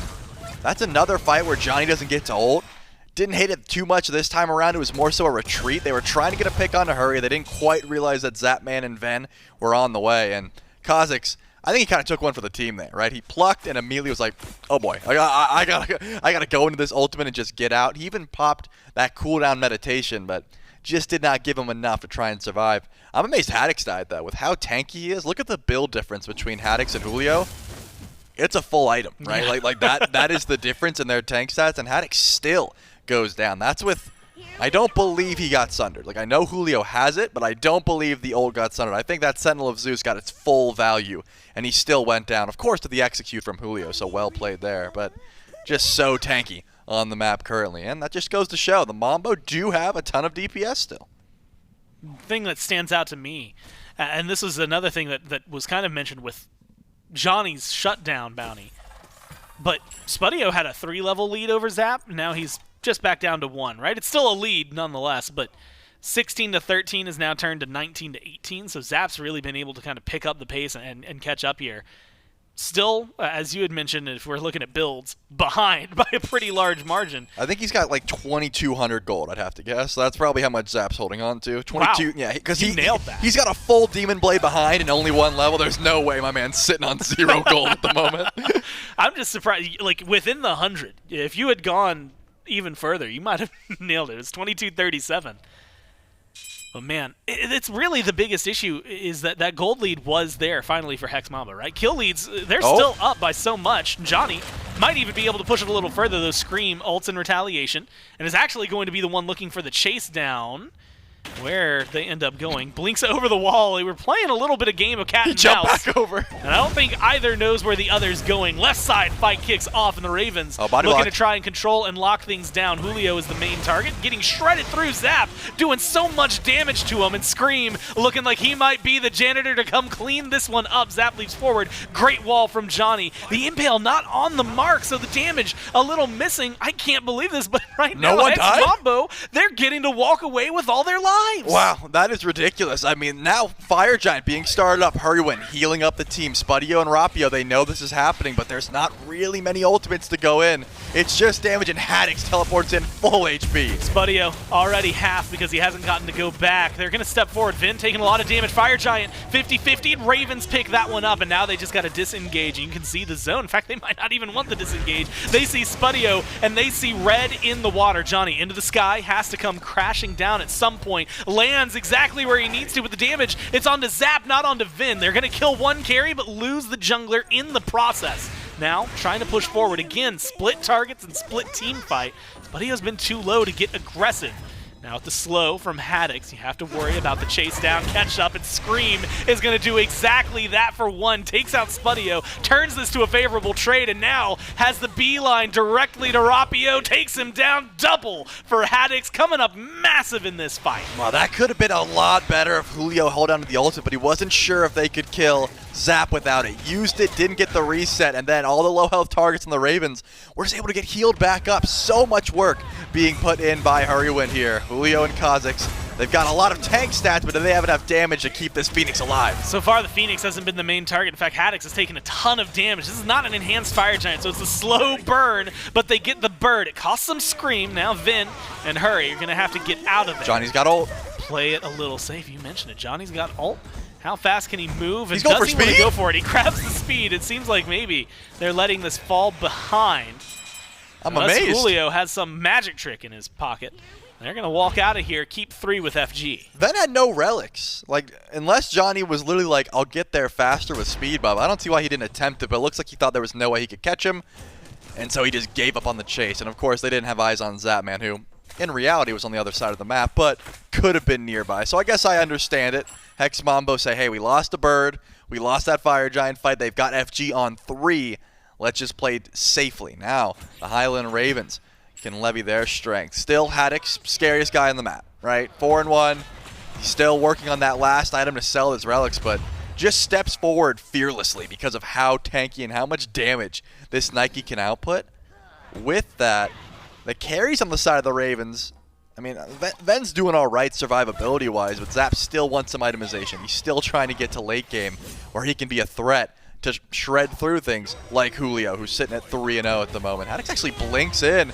Some good damage up, but I don't imagine much comes from this. I think he's just being a nuisance. Yeah, and admittedly, it's maybe showing the one important factor of this is just that Haddix has no fear. Yep. He walks in, there's 5 members of Hex Mambo, and he says, cool, bet, what are you going to do? I'm Nike, I'm late game, and I'm tanky. Try to deal with me, and they can't.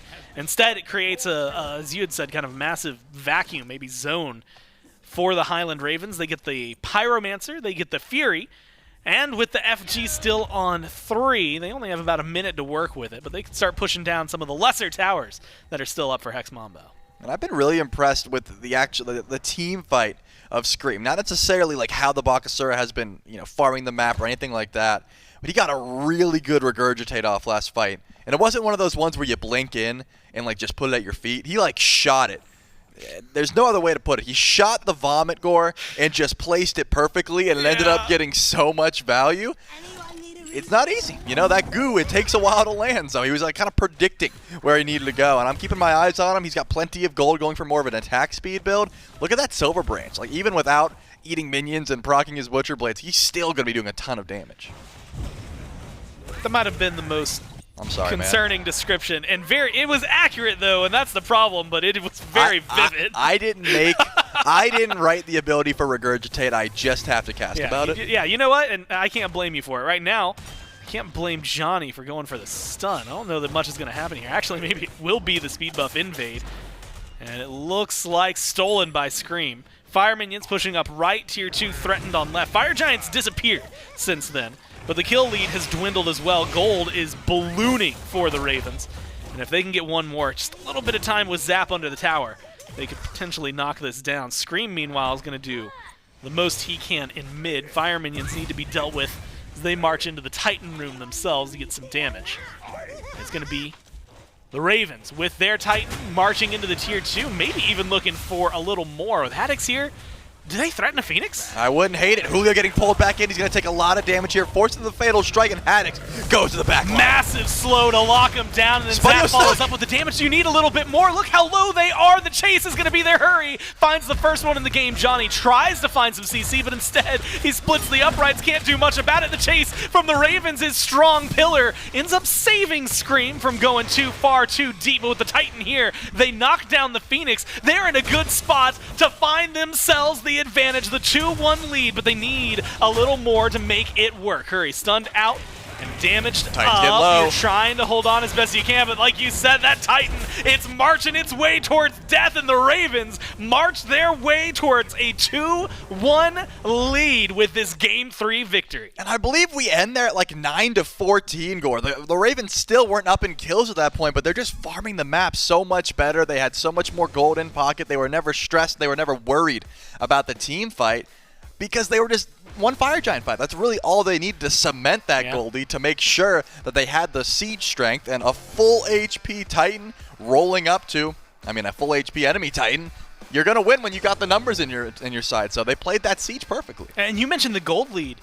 It really does feel like we can pinpoint a lot of where that comes from, because it feels like, okay, Hex Mambo, you got the kills. Right. Where's the gold? Where's the gold? Finally, they had the gold. And then it disappeared, and it disappeared that one moment specifically you had highlighted of Dzoni ults versus trying to hammer in. Right. There's maybe a difference in, well, at least him dying is going to be a difference, his ability to get out of there. And it feels like a lot of that moment on right kind of dictated the pace of the rest of the game. Exactly, because Haddix is already up like 1,500 gold at that point, but then he gets a 4-0 shutdown on a Dzoni who was controlling the map, gets to be even more of a menace on this Nike, and what did we see time and time again? Blink in, 5-man Sentinel of Zeus, I'm going to half-health Spudio, and just be annoying. And we saw it from the get-go. He was dancing before the game. Yeah. I think Haddix was in the zone there. He knew, man. He was clairvoyant. He knew what the end was going to look like. Yeah. And he is able to just apply so much. Like you said, massive slows. The Nike looks great. And the Ravens, now one game away from potentially securing themselves a spot to the SMITE World Championship. The question is, how will Hex Mambo respond? And the only way to find out is to get back with us right after this quick break.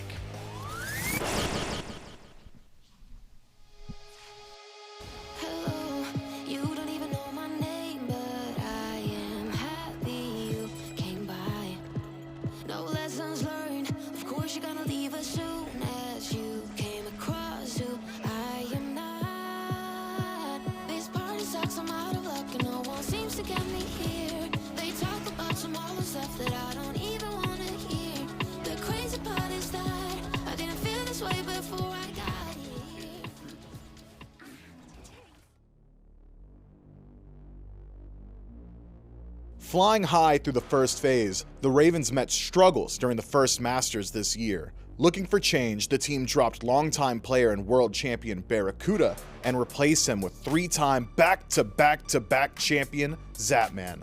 A calming presence on LAN and a style that facilitates his team, Zapman has joined the Ravens with hopes of a 4th ring, while the Ravens pray that Zap truly is the change they need for Worlds. I don't think it would be fair to say that like Bear is the problem, and I don't think that anyone on the team would even echo that sentiment either. It's like, oh, like the only reason we're losing because of Vera. I think that teams, like when they start struggling, change is just kind of something that they need to kind of shake them out of this, we're all too comfortable with each other, we're all just doing the same thing, we need fresh ideas. And I have a lot of respect for Steve, so I personally think Steve brings something to every team. I think you could put him on any team in the league and he would help make them better personally. I think the change they made to the duo lane, like getting rid of Barra and bringing Zap, you know, on paper, like everyone was, a bit shocked, but mechanically they're all very solid. Zap offers a lot through late game calling, and then Scream's always been a very good player at like setting tempo on the map. Zapman probably brings some form of leadership. It might not be like shot calling every single aspect of the game, but He'll probably bring some leadership in terms of what he wants the team to do, if it should be to give up an objective and try and split push, play for your next power spike and then go from there. It could be something as simple as that maybe Barracuda wasn't, not that he probably didn't do it, but maybe not as consistently that he should have.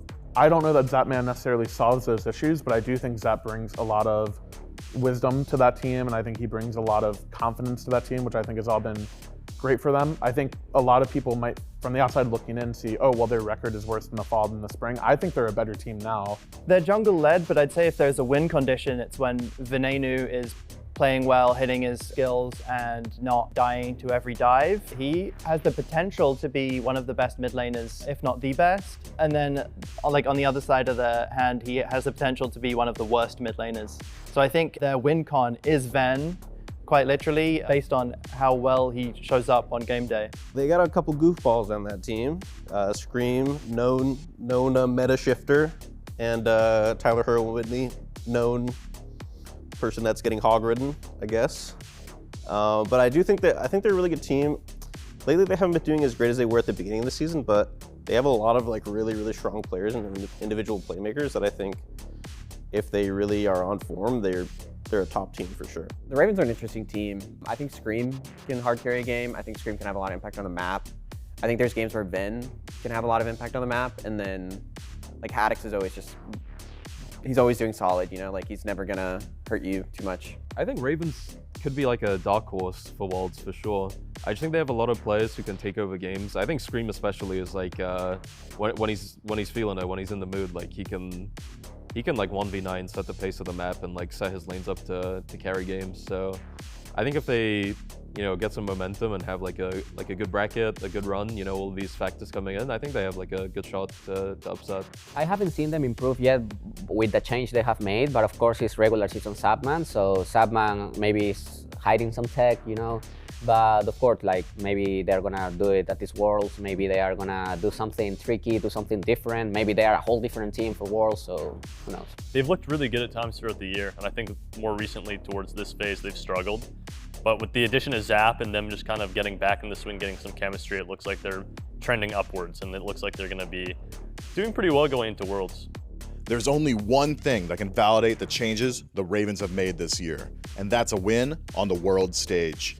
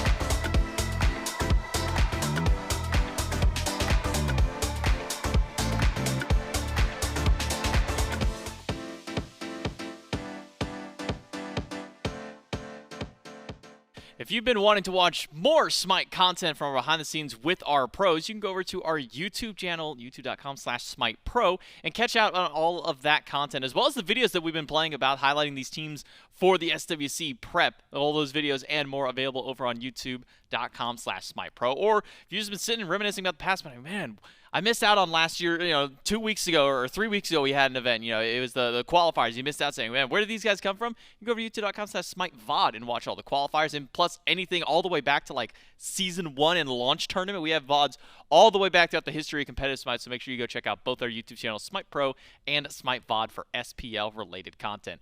Game number 3.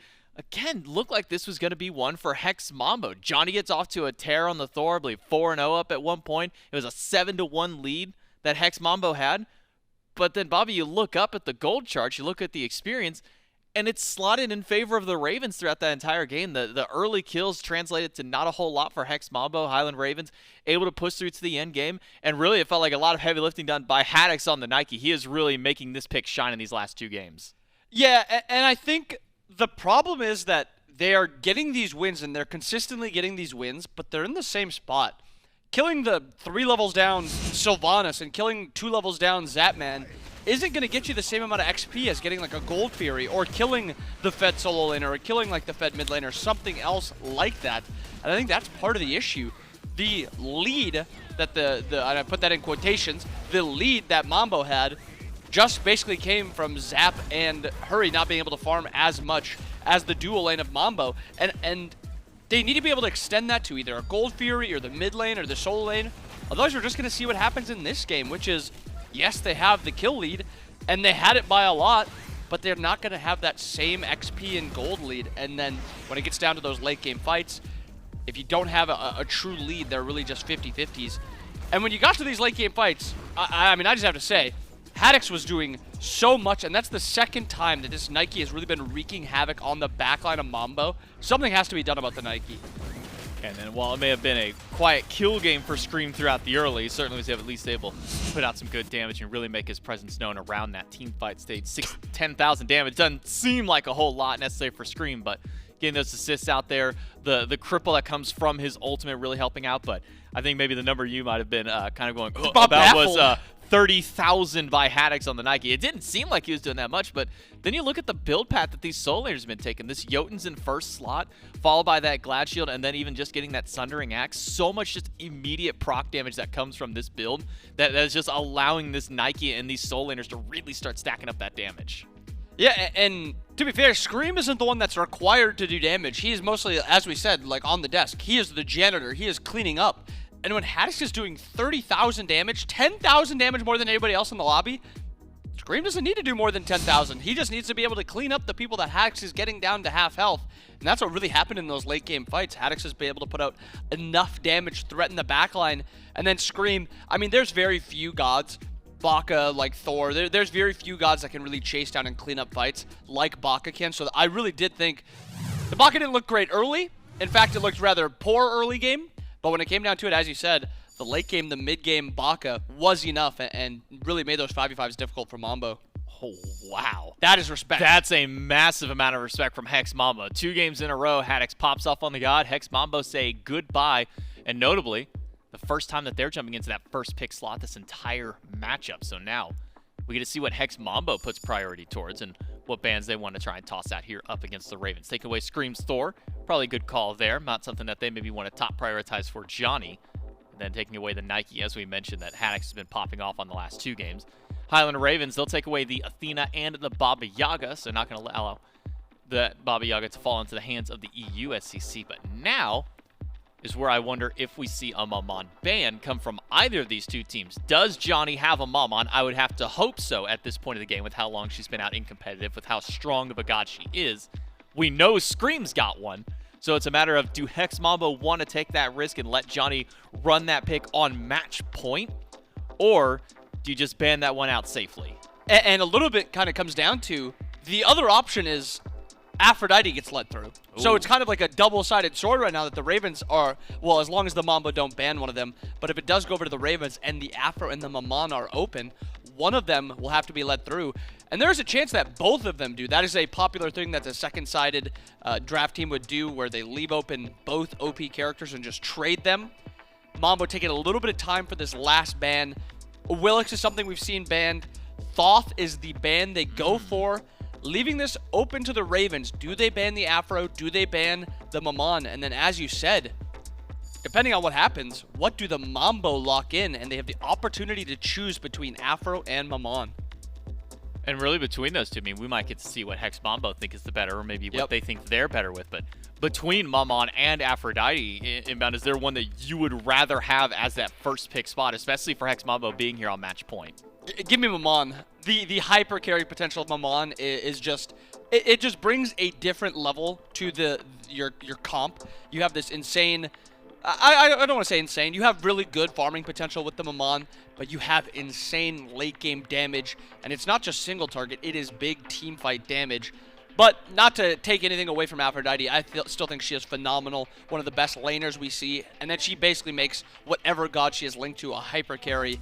And again, Mambo taking their time with this one, really thinking it over, mulling it over. And this could be the spot of, maybe you think about those next gods available, and before I even finish that, they lock in the Sobek over both Aphrodite and Maman. If I'm the Ravens, I'm slam locking them both. Like that's just both of them. I mean, maybe you can hold the Afro since Sobek has pretty much only been going support, but man, feels like the Ravens might just get away with murder, being able to get both of those selections to themselves. At the very least, I'd imagine the Maman gets locked in here, but as we said, could see the Aphrodite along with it just immediately. Don't worry about anything. Don't take any risk that this maybe Sobek goes somewhere other than support role.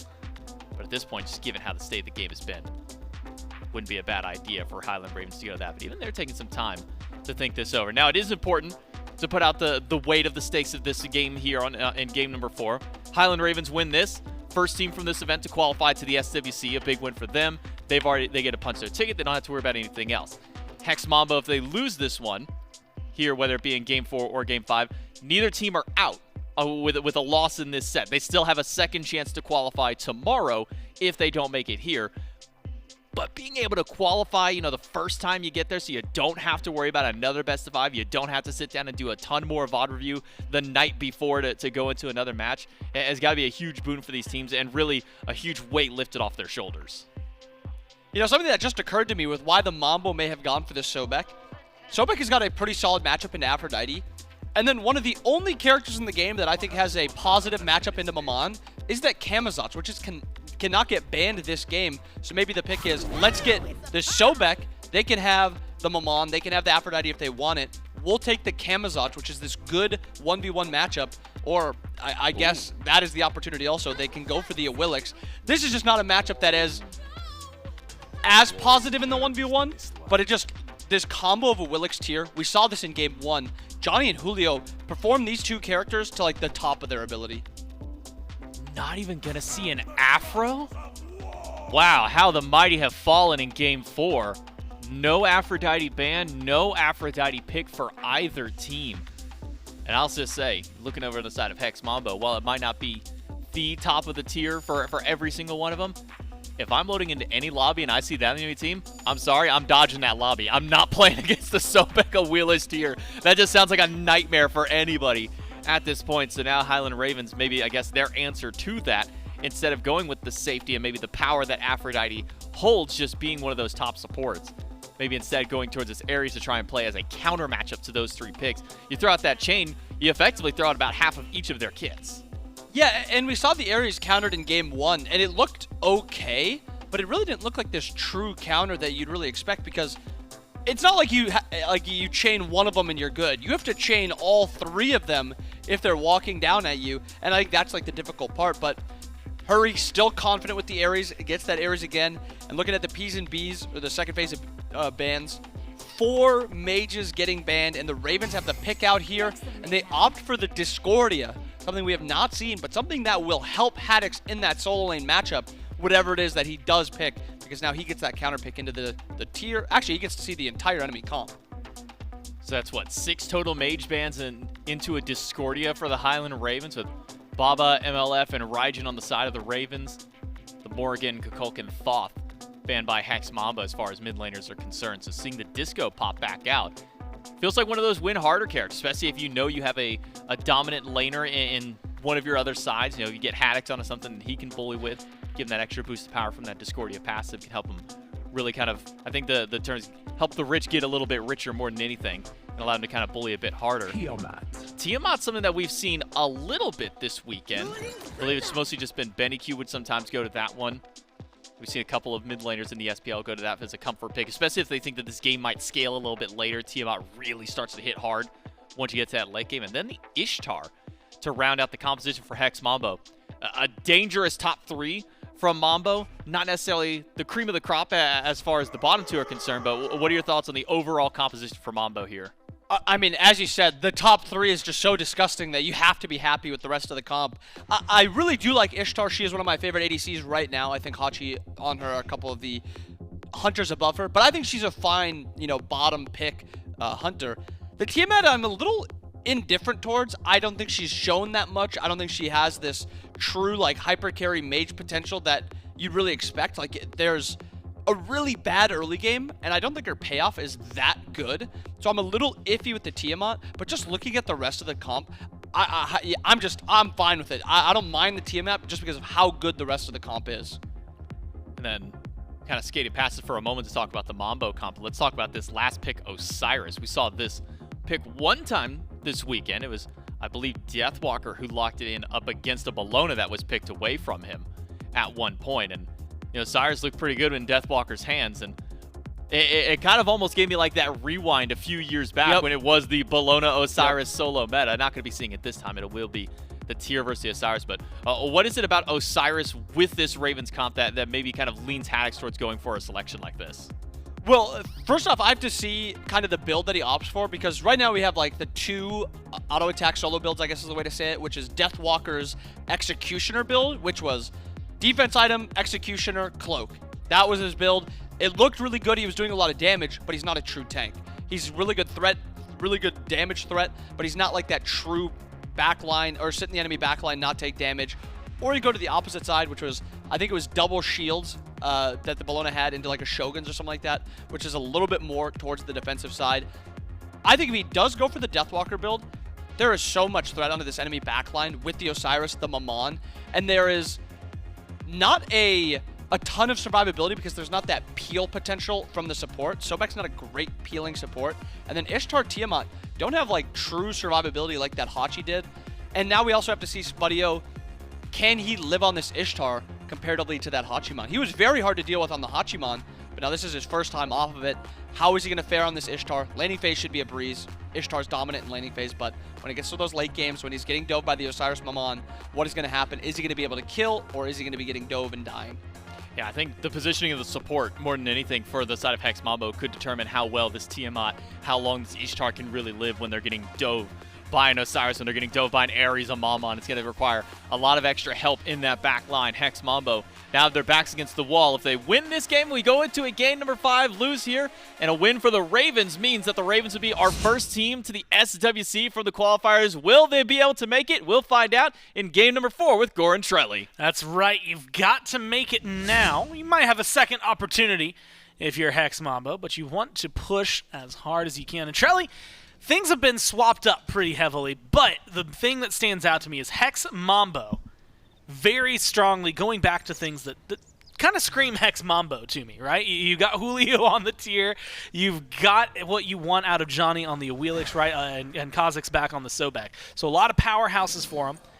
But you get some interesting drafts on the other side. Screammmmm on the Maman. You've got Haddix with the Osiris. Like, it looks and feels really solid for both of these teams. Absolutely. And the other thing, the Maman for Screammmmm is exciting just because I think this is a pick that can be so, you know, polarizing if given the right hands, if being put into a great situation. Like, I just want to see exactly how much Screammmmm could pop off on a pick like Maman, because she can hard carry a game very easily.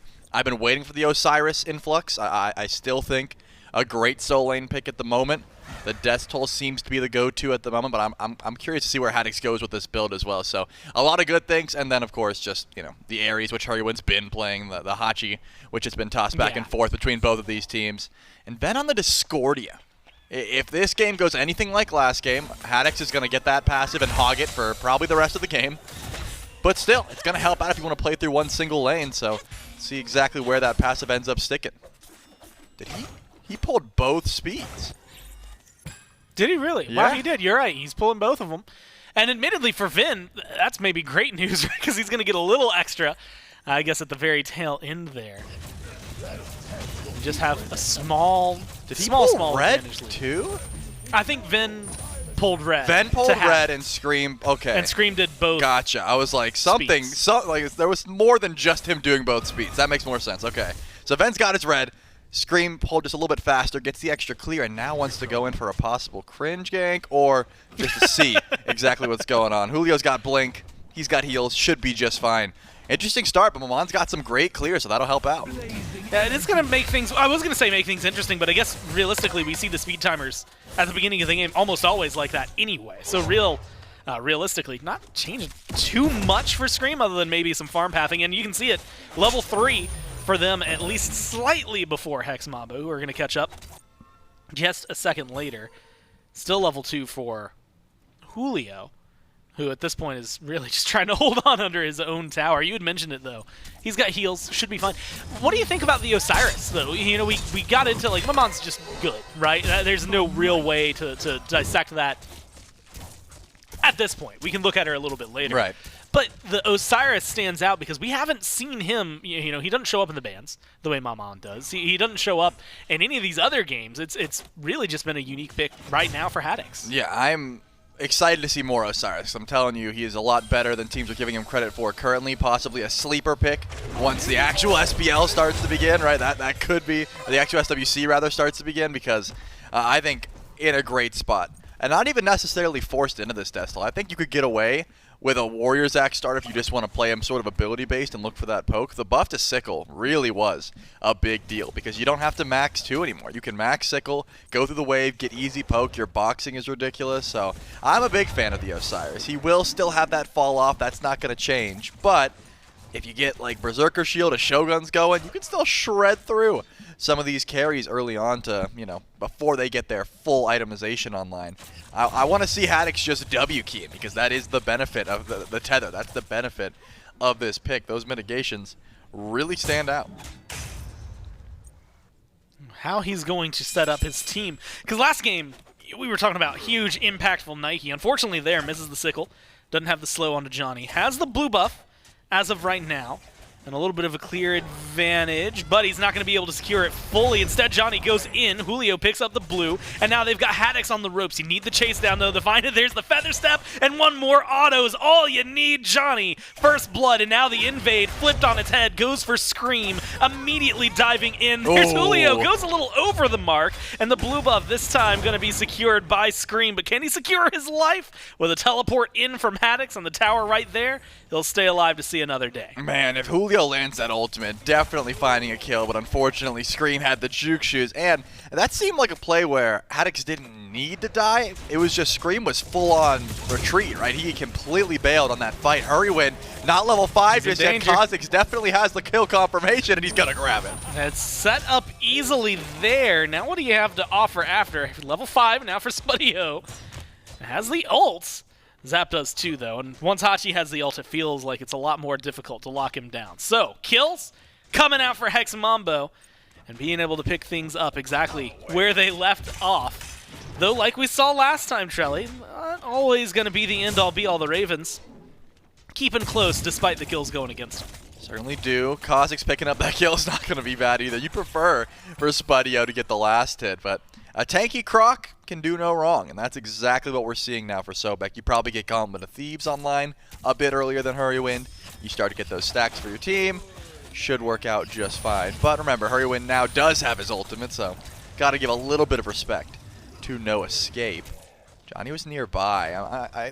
Scream has not really taken up that opportunity of being the early gank guy. He has been just farming. He was Bakasura, which makes sense, but even on the Maman, you want some itemization before you go in, whereas Dzoni, he's ready to go, man. Full Jotuns, that's pretty much it. He wants to start blinking in. He wants to start making his mark. He doesn't have blink just yet. He has to wait till level 12, but he wants to get that damage off. Looking at all the lanes, you've got a knock-up in every single one, right? Cozyx, Julio, and Rapio are always going to be able to set up for you if you need. And those Gravity Surge could be exactly what Johnny's looking for. Scream doesn't have his beats for a minute, and Hurriwind's beats come up in 10 seconds. Besides that, looks like another dance at the blue buff, just like last time. Johnny, maybe with the advantageous position up front, Scream comes around. Now you've got to be in a little bit of danger. You need to be a little more careful because Haddix roaming around in the jungle looking for the invade. Julio's going to come up behind, half health already, blue buff stolen and taken down. Now you've got Julio going in, had the stun, but you need a little more. Feather Step from Johnny, good damage, great Fearless, oh my god, the peel, the pullback, maybe not on the target he wanted. Johnny pulls in Haddix instead, and Haddix kills him off. Now Scream just has to stay alive, he needs a little bit of help. Julio at least pulls one back, goes for a Fearless. Not a good Fearless. Might not want to fight against Haddix, the slow is good, the auto's strong, and the Ravens pull in too. Well, okay, first of all, that was unfortunate, the pull. You're right. Johnny definitely wanted to grab Scream and did not get the pull that he was looking for, but I think Julio was out, man. I think Haddix gave up on that kill until he saw the Fearless. That's a little bit unfortunate as well, but Haddix coming out with 2 kills, that's exactly what you're looking for. If you want a repeat of game number 3, yeah, get Haddix ahead as quickly as possible, and that's exactly what we're starting with here. This Osiris is going to be an absolute unit. Spudio. I was going to commend him for not using beads. They were on cooldown. They just come off. And so he eats an ult from Hurry. Actually doesn't really have too much to worry about. Low mana, though. But stays alive. Much to what you said, though. I'm going to keep my eyes on Solo because it does not seem like Julio can stay safe for that long. Scream was over here. Luckily, in multiple parts. A, your tier, and B, they didn't have the best positioning on you to be able to lock it down. So instead, it's a small rinse repeat and fall back from the Ravens. But now, 3 kills to 2, Ravens, small gold lead. And Trelly, the most dangerous part, even though the kills don't go to Scream, it feels like Scream being even a part of them, getting some of that farm, that's dangerous territory to play in now that the Doom Orb is online. You're definitely right. Getting Maman more itemization is always going to be scary. She just has so many different power spikes, and completing Doom Orb is certainly one of them. But we do see a little bit of aggression over in left lane. Hurriwind doesn't have ult, but Zapman does, so the target's got to be Ares, and that's who they're looking at. Yeah, they grab him. Johnny, damage is good so far, just needs a little bit more. Zap, next one on the chopping block, uses the ult to get away. Scream now around the corner. Pluck gonna be good, but the beads overpowered. Zapman can't escape though. Johnny has the damage, and Rapio's made the rotation. Leap forward. You need something to close the gap, but you can't quite catch Scream. Does not matter if you're Hex Mambo though. You still pick up 2, and the duo lane for the Ravens get put to bed. Man, Rapio was close to being able to confirm that kill. I really thought that he had a little bit more damage. I was sure that Scream was going to fall there, but just barely. It's that dash away, and that's going to be enough to make sure that he stays alive. Still, Zapman was not the target. He stuck around trying to DPS Spudio. He could have just bailed, and I think that would have been the correct play. He just didn't want to give up on Hurry that quickly, because once he gets down, the chase was ensued, and Johnny is plenty fast, even after the mounted archery has enough damage. Rapio making another rotation, and Hurry wins the target once again. Hurry goes for the pull. All 3 come Here's in. Ven. You've got Ven to rotate through. Apple connects onto Rapio, and it's going to not spread, but the damage is still good. And the chase is on. Now Scream with the beeline to the back line, catches up with the mid laner and takes him down. Now Cozyx nowhere to run, and one more hit is all you need. Vin makes sure to put that one down. Ult from Spudio. He's trying to connect on Vin, gets the stun, but it's bouncing back and forth here. Now Johnny, unfortunately, rotates in a little late and apparently didn't get the memo. 3rd on the board for the Ravens. They tie the kills up 5-5. Yeah, and the Ravens are going to get a free Gold Fury for their troubles. That didn't seem like a fight that needed to happen at all. Venenu makes a clutch rotation, immediately nails Rapio with the apple from downtown. I mean, Cozyx should have been the only one to fall there, but stuck around just a little bit too long. Johnny with the late rotation says, maybe I can help you guys out. Ends up falling just because he was in the wrong vicinity. And now the Highland Ravens get to push themselves a massive lead after that. I mean, that again, this seemed like a fight where, hey, Rapio beat the rotation first, you back up, but they tried to rinse and repeat the stream strat, and they ended up falling down a lot because of it. Now they're going to have to play a catch-up, whereas the Ravens, they can do no wrong at this point. They have so much pressure throughout the map. Yeah, they feel confident. I do want to ask, we saw Phalanx earlier, and admittedly it was last item for Scream on a Awilix, so maybe not exactly what you would have expected. But for Haddix going first item, you had mentioned the death toll already. It feels like, well, I mean, he can do this, right? He's got these capabilities. But do you like this option as opposed to some of the other starts we've seen in solo? I mean, I don't hate it. I think Phalanx is just an item that's going to give you a ton of value. I would assume next Haddix has to decide between the Glad Shield and the Berserkers. You're probably going 2, but almost never all 3 of the shields. They just give low amounts of prots for what you're looking towards late game. But still, it's great bridge items, and that's exactly what Haddix wants. He wants to be unkillable, he wants to be able to spam laugh every time Julio tries to do damage to him, and he also wants to be a threat to carries, which with this build, that's exactly what he's going to be. Scream laying in wait, a trap set for Julio. With the chains and maybe the presence there, not only a little too early, but also now noticed and known. Julio able to avoid at least one, and Hex Mambo are going to respond in kind. It's not quite the 5-man rotation the Ravens had a couple games ago, but it is 4 on 3 as Vin starts to make his way over here. Julio, though, taking a lot of damage, goes for the up-down. There's going to be a pull-in from Hurry, and you've got the damage, but Julio manages to make it out of here. Fearless under the tier 1, gets him away. Now Vin, Scream looping around the side. One's going to pick up Dzoni, and the rest are going to collapse into Hex Mambo. Rapio pulls back one, but a double kill for the Ravens mid laner keeps this fight going. Scream needs a little protection, needs a little help. Vin taking the tower, helps get his jungler out of there. And with Cozyx, maybe using the pluck a little too early, they might be able to find more. Good strife, but not the follow-up. They only find the 2, but Trellion's still 2 for 1 in favor of the Ravens. Yeah, I liked what Cozyx was doing there, just waiting for tower aggro, going to pluck everyone back in, but just not enough damage to confirm those kills. And Dzoni, unfortunately, once again, in the wrong place at the wrong time, just could not find his way out. Ends up getting hit by the chains from Hurriwind. This Ares is an absolute threat. I think Dzoni needs to ease up on the fighting a bit. He's been taking a lot of deaths back-to-back, and which means he's not getting enough farm. Sure, Scream only has the 1 level, but that really does start to add up, especially when there's a fed Ares in the midst, and that's what Hurriwind looks like, man. When you walk up as an Awilix to an Ares and you just can't do anything, the chains hurt a good portion of your engage. And that's exactly what Hurriwind's been doing, right? They hit the chains, make sure Dzoni has no help. He still wants that blink. He's not level 12 yet, so he doesn't really have freedom of when he gets to engage. He just has to sit back and hope that Julio creates enough space for him, which has been happening, but Julio also has been taking a few deaths. These snowball effects are starting to add up here where level 11, level 12, and you see who you have to deal with. Ven and Haddix both sitting at 14. And Haddix, like you said, 3 levels up. We'll call it 2.5 because I imagine Julio's close to 12, but as of right now, it's not operating on that scale. It's just the 3 levels, and you got to be cozy if you are Haddix. Speaking of cozy, Cozyx misses the pluck in mid. Vin goes for the apple. Doesn't connect on anybody there, so it's a pluck for ult trade. I'm not sure that Vin is happy with it, but I also don't know that he cares too much. Fury coming up, though. It might end up prolonging the Ravens' game plan. They're already pushing over 4,000 gold. And if they could pick this up, it would put them in just such a beautiful position to continue this tear. Now they're chasing down Cozyx.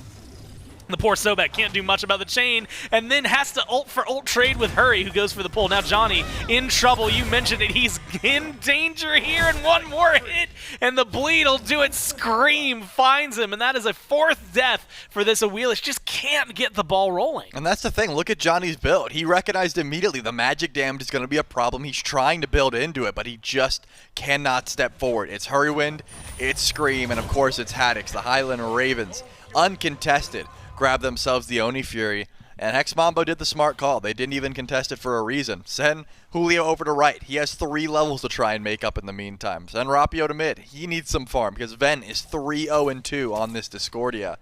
It's going to be a steep climb, whereas the Ravens, they just got to keep doing what they're doing. Wherever they go, Carnage follows. Wherever they try and farm, they're going to get gold.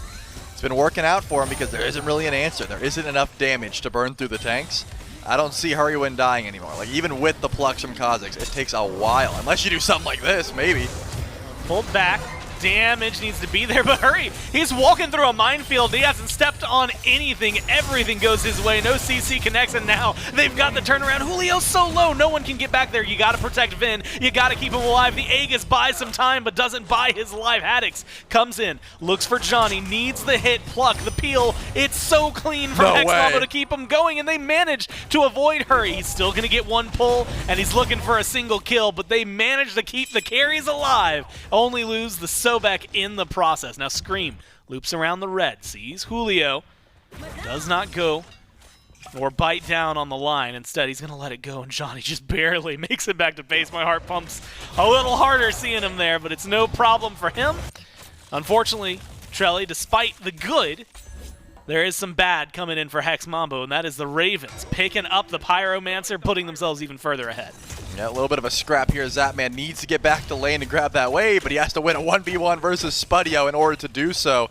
I wouldn't mind seeing the actual scrap ult for ult. Not going to work out, but Spudio could certainly grab the tower unless Dzoni is on the hunt. He wants Zap. He's got to pull some relics. Beads down.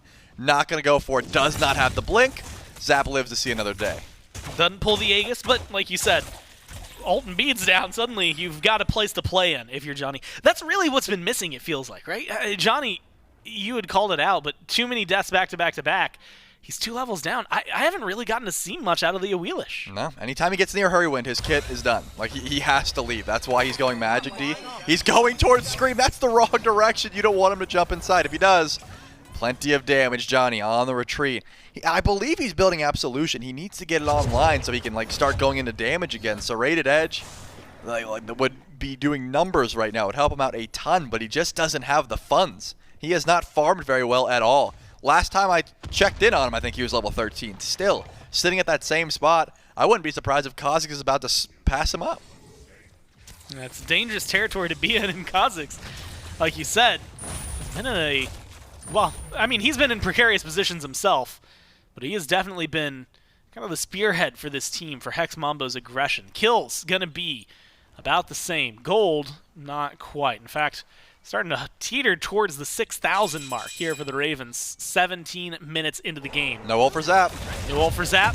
He does have backup on the way, and he's going to run towards Screammmmm to try and help him out, and that's going to do a lot of damage to Dzoni. You got to play that carefully. Ult just a little late for Screammmmm, and the leap good for Dzoni to get him over the wall. Now Spudio forced to run back and thrown right back towards Venenu, who cleans that up. Screammmmm and a little bit of danger. Can't avoid the damage.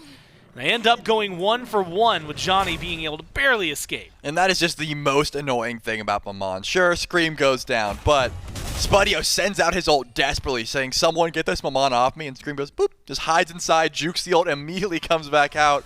Spudio thinks he's making the big brain play by walking back, and Ven had the option covered. Smacks him in the face with the golden apple. The only plus side is that Rapio's 4-1 now. He does keep collecting a few of these consolation prizes. The Tiamat may be able to rival some of that damage that Ven's doing, but this man has 4 items, man. That looks ridiculous compared to what Rapio has. And I think he's got, yeah, not much gold in pocket, 1,000. That is not going to be a full Soul Reaver. It is very different in their DPS. Man, the blink body block into the chains, plus the damage from Zap. They're not going to find the kill.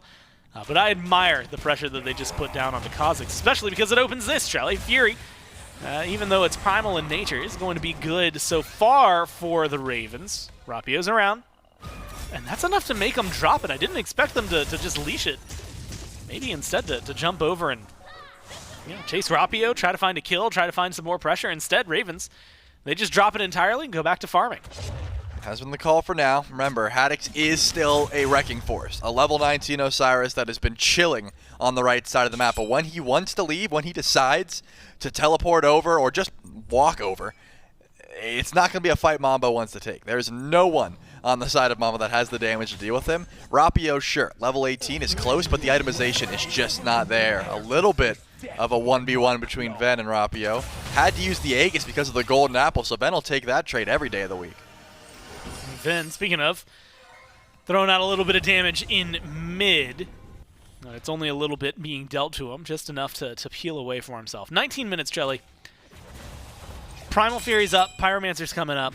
In a few minutes, we'll be talking about the Beacon as well, plus the FG.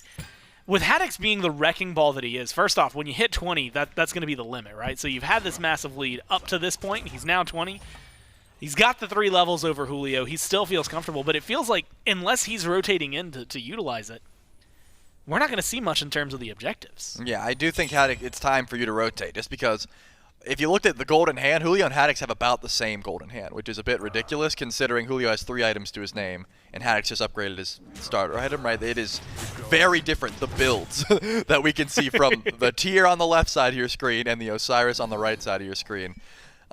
Yeah, Spudio is going to be in a nightmare situation because that's where, if I was Haddix, that's where I'd go, right? I'd go right for the Ishtar. You can body block her dash, her ult is going to tickle you, her auto attacks are going to tickle you, and there's a Primal Fury that you would definitely want to grab. Well, now Primal Fury, like you said, not only definitely want to grab, but positioned that way for the Ravens. Got 5,500 gold, and they're going to continue holding onto this as best they can. Looks like a small...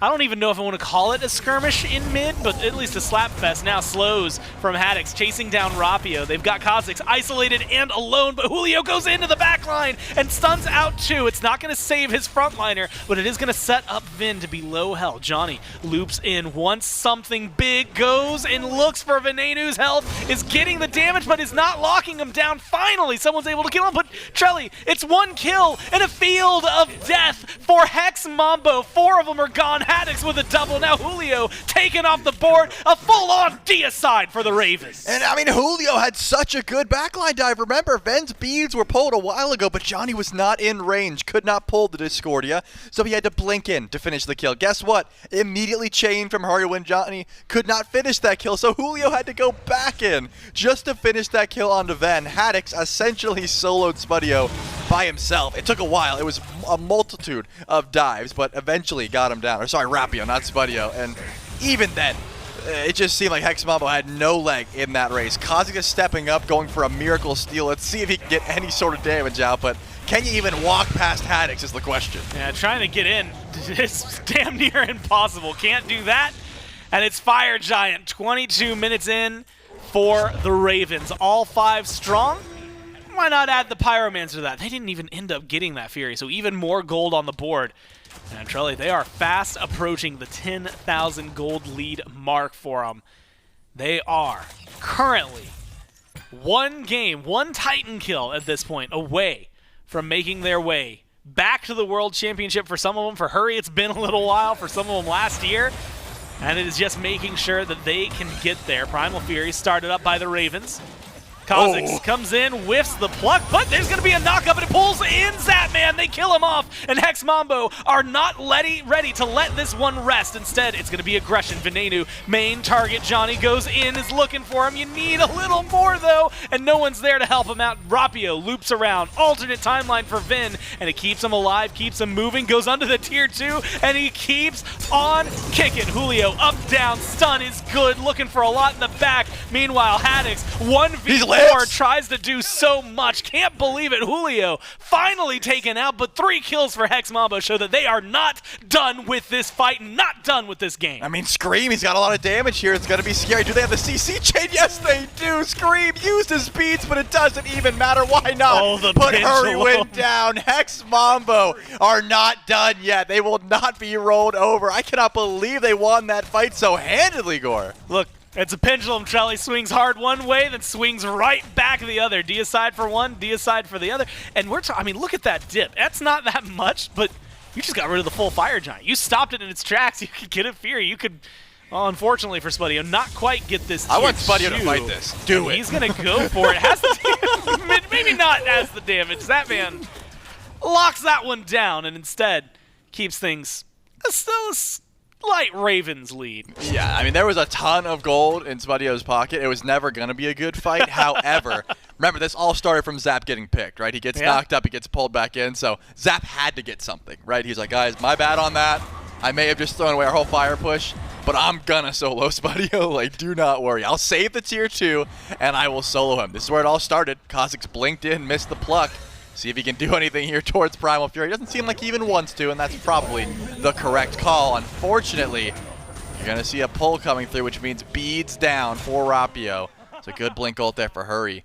Man, this game got turned on its head. I really thought Mambo would not be able to find any way back in this. But I want to dial it back to Julio killing Ven, because it was a great play. The alternate timeline gets proc. Dzoni recognized there's no way that he can finish this kill. So Julio sits there, waits for it, goes in for the Fearless, beads immediately so. He's like, all right, kill's done. Oh, well. Ven comes back in. He goes, oh, that was all you got? All right, cool. And Julio's like, bro, I still have ult. Then sends the Law Ringer down, gets the stun, finally finds that kill and trades his life. But if Ven lives there, I think that fight goes a whole lot worse. Now, Titans, right side of the map. Charlie, that was a great fight for Hex Mambo. I don't want to take anything away from him. It is still about 7,000 gold for the Ravens. So, they're going to have a lot of work still to be done. Next Fire Giant won't be enhanced. In fact, they've got a little while before it's even on the board. So the Ravens opt to go to right. They clear out the Order Titan, and they're going to use their own to push forward. Haddix in that fight, isolated and distracted 4, and he still almost got a kill. He didn't quite get it. But when you're in a 1v4, I don't know if we can really knock you for that. Now, Pluck force the beads out of Zapman. Chaos Titan helping knock down a tier 2. It's still standing. Spudio goes for the stun's not going to be able to find it. Hurry. Attempted 3-man pull, not able to pull. And so now, a little bit of a wash. Couple of ults used, relics that are now off the board. And Charlie, about a minute left for this Fire Giant. For Spudio specifically, that's going to be a very long minute because he will not have the beads available. Same thing for Zap on the other side in order to fight that fight. And that's the big difference, right? Zap's not going to have beads, he doesn't have ult, and he's still here. Look at the blink knockups that are available. Julio, Cozyx, Dzoni, they're all going to have it in 30 seconds. Take your pick as to who you want. Or Haddix, that's not the best target, but you get his beads down. And it's a small opener. Unfortunately for Hex Mambo, Raven's still able to pick up the Pyromancer.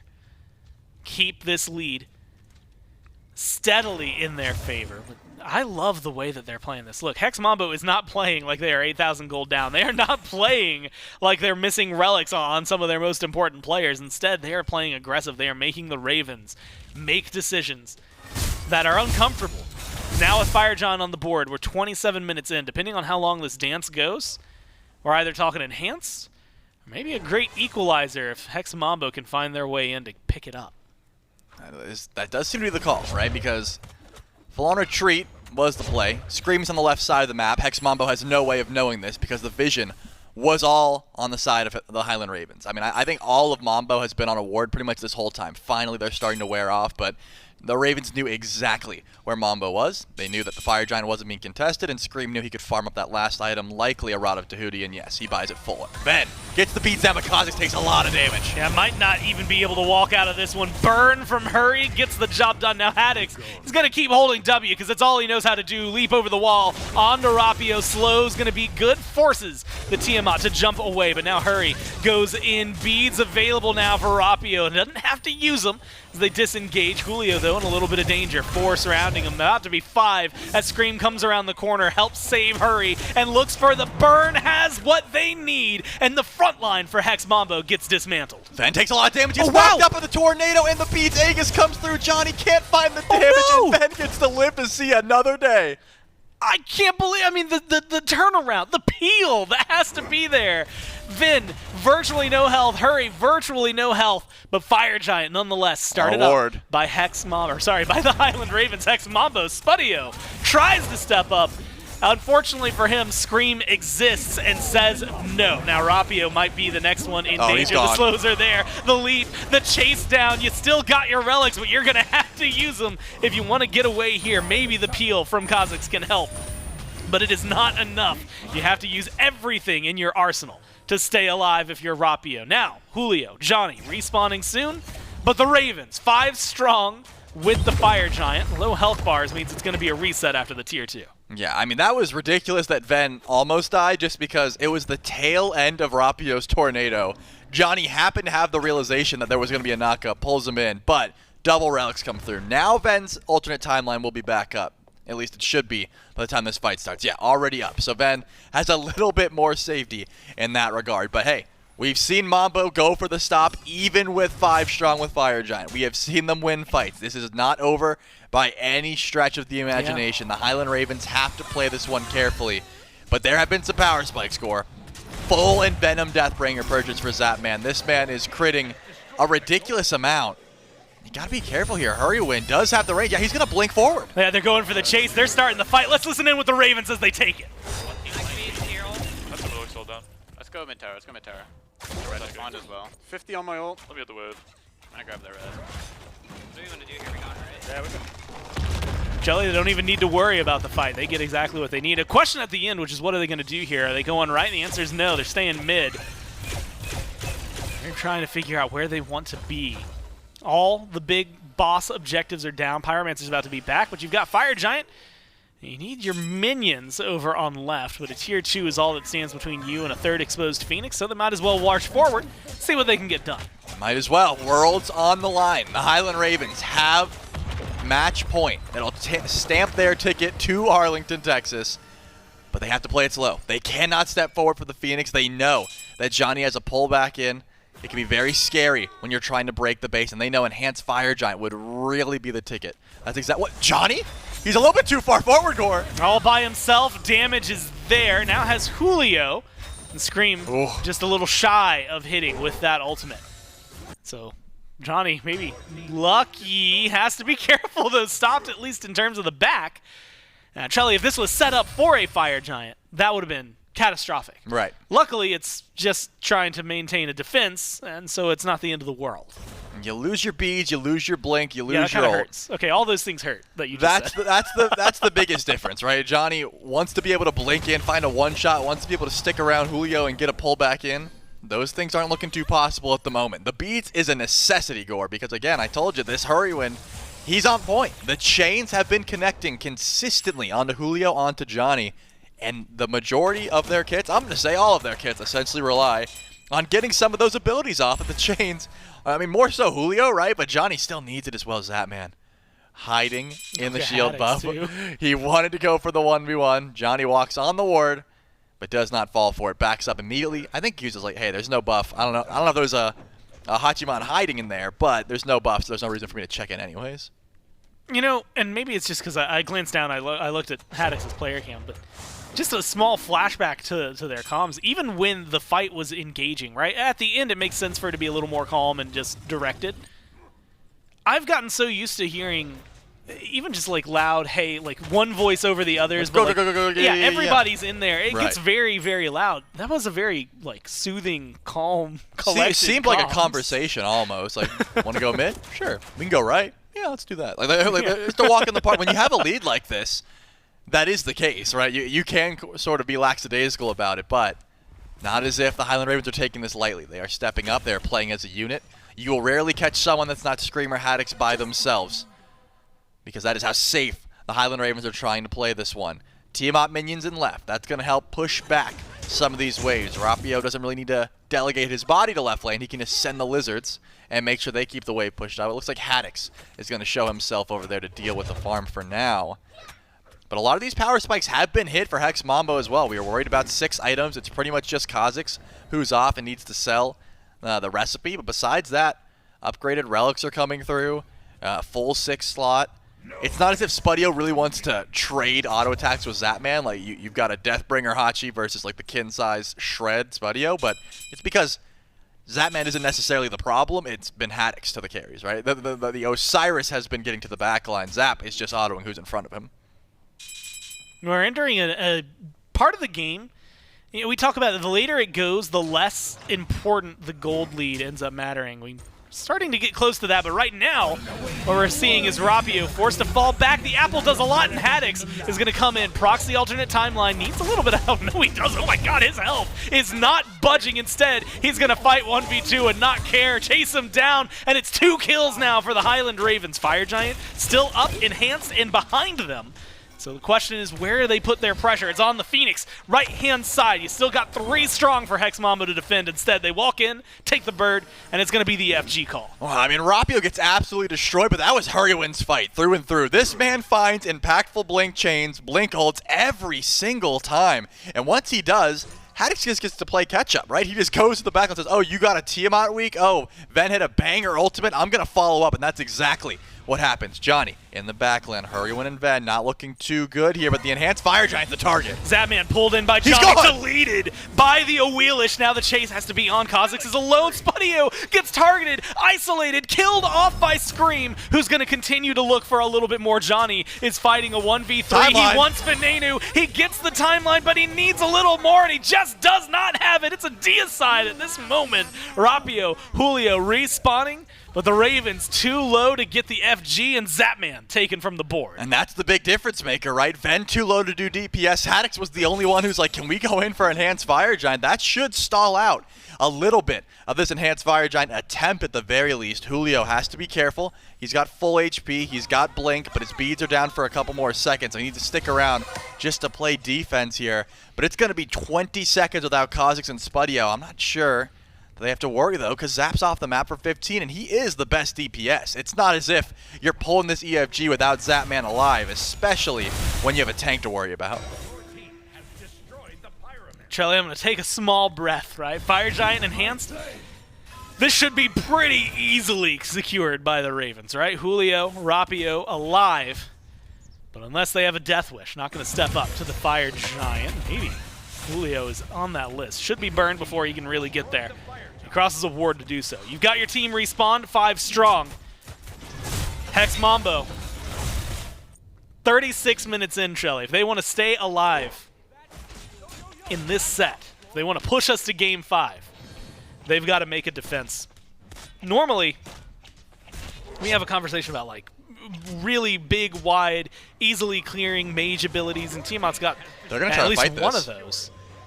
I was going to ask you about the defense, but maybe I should ask you about the offense. They are stepping up. It doesn't seem like the Ravens have caught wind of it. It's going to be a blink forward. Cozyx go for the pluck, but he's going to pull the beads instead. Now, they've got Scream on the ropes, but Cozyx is the one who ends up going down. Julio leaps into the back, tries to get the Fearless, tries to lock him down. They finally shut down Scream, and they get rid of Venenu. The Hex Mambo are running into the Ravens, doing everything they can. Julio, though low, has to play it cautiously. The front line can't be there for the carries of Hex Mambo, and that's going to allow Haddix and the Ravens to start to dissect a little bit more back. Rapio all by himself. Zapman goes in for the kill. Kills off one. Now Johnny is alone in the jungle. Rapio's not going to be coming back to help you out. Luckily, Haddix, sickle off the mark, and is not going to find the slow. Should be the retreat. A fight starts out well for Hex Mambo, but dismantled by the Ravens. Yeah, but Rapio still can't get back. He can't decide if he wants to kill Hurriwind or not.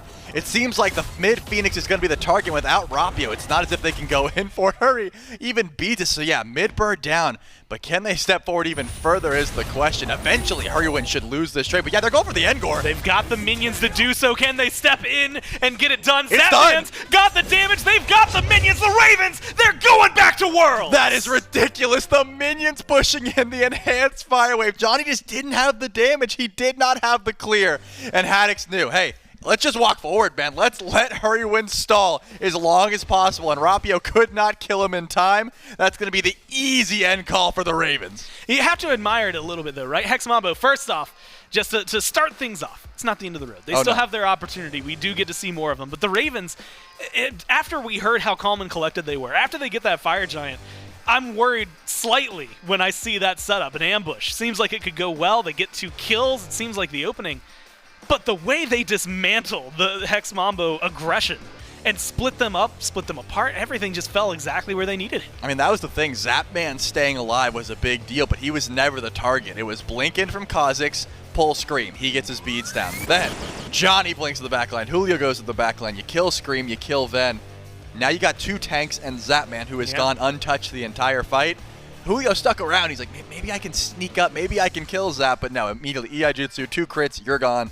And then Hack's like, can we just go end? Let's not play it. Let's not play around here. We have broken the base. Let's just kill the Titan. Haddix, whose health bar never really understood what under 75% really meant because he was never in that much trouble. Able to sustain in that fight and again send the Ravens not just to a victory, but back to the World Championship. But of course, that's enough from ourselves. We'll go over to the desk. They can talk a little bit more about it. Yeah, Haddix really looked like the unkillable monster in almost every single one of these games. Now that we have these warriors back in the solo lane, almost feels like we're right at home, and Haddix is right back exactly where he wants to be. This entire Highland Ravens team, Scream getting that Maman, it was something that we talked about at the early part of the picks and bans, you're like, oh man, Maman's open, Aphrodite's open. Which do you think gets prioritized by Hex Mambo? The answer was neither of them. And then their Aphrodite just completely fell away. Nobody cared about that one. Instead, going back to the Ares here for the Hurriwind, great on the lockdown of the 3 characters who you ideally wanted to keep down. Just kept this game going longer and longer. Moments from Julio and Dzoni during team fights, really trying to drag this team, the team kicking and screaming, say, no, we're not going to go down just yet. But they were never able to deal with Haddix. I mean, that last team fight, I don't think his health went down by 10% the entire time. Yeah, it seemed like the idea behind the Mambo comp wasn't ever to kill Haddix, because every time we saw Haddix, he was just wreaking havoc in the backline, and it was Dzoni diving, Julio diving, Rapio trying to get some damage onto the backline. And it kind of started with this early portion of the game. He gets off to this nice little early lead with this little 2v2 fight, gets the double kill, and from here on out, it's just all Haddix, all Scream. Even Zapman was throwing out some haymakers in some of these fights with those crits. And when it got to those late game team fights, it really kind of showed through just how strong this Ravens team is when they can kind of just play their own game. And we saw it through a bunch of their games today, where if they just get a little bit more consistency, we see the strength of this team. They can just clean up a little bit of their... I mean, even if they are falling behind in kills, I was going to say if they can clean up the early game, but even if they're falling behind in kills, they are farming exceptionally well, and I think that shows the strength of this team. You just get these team fights.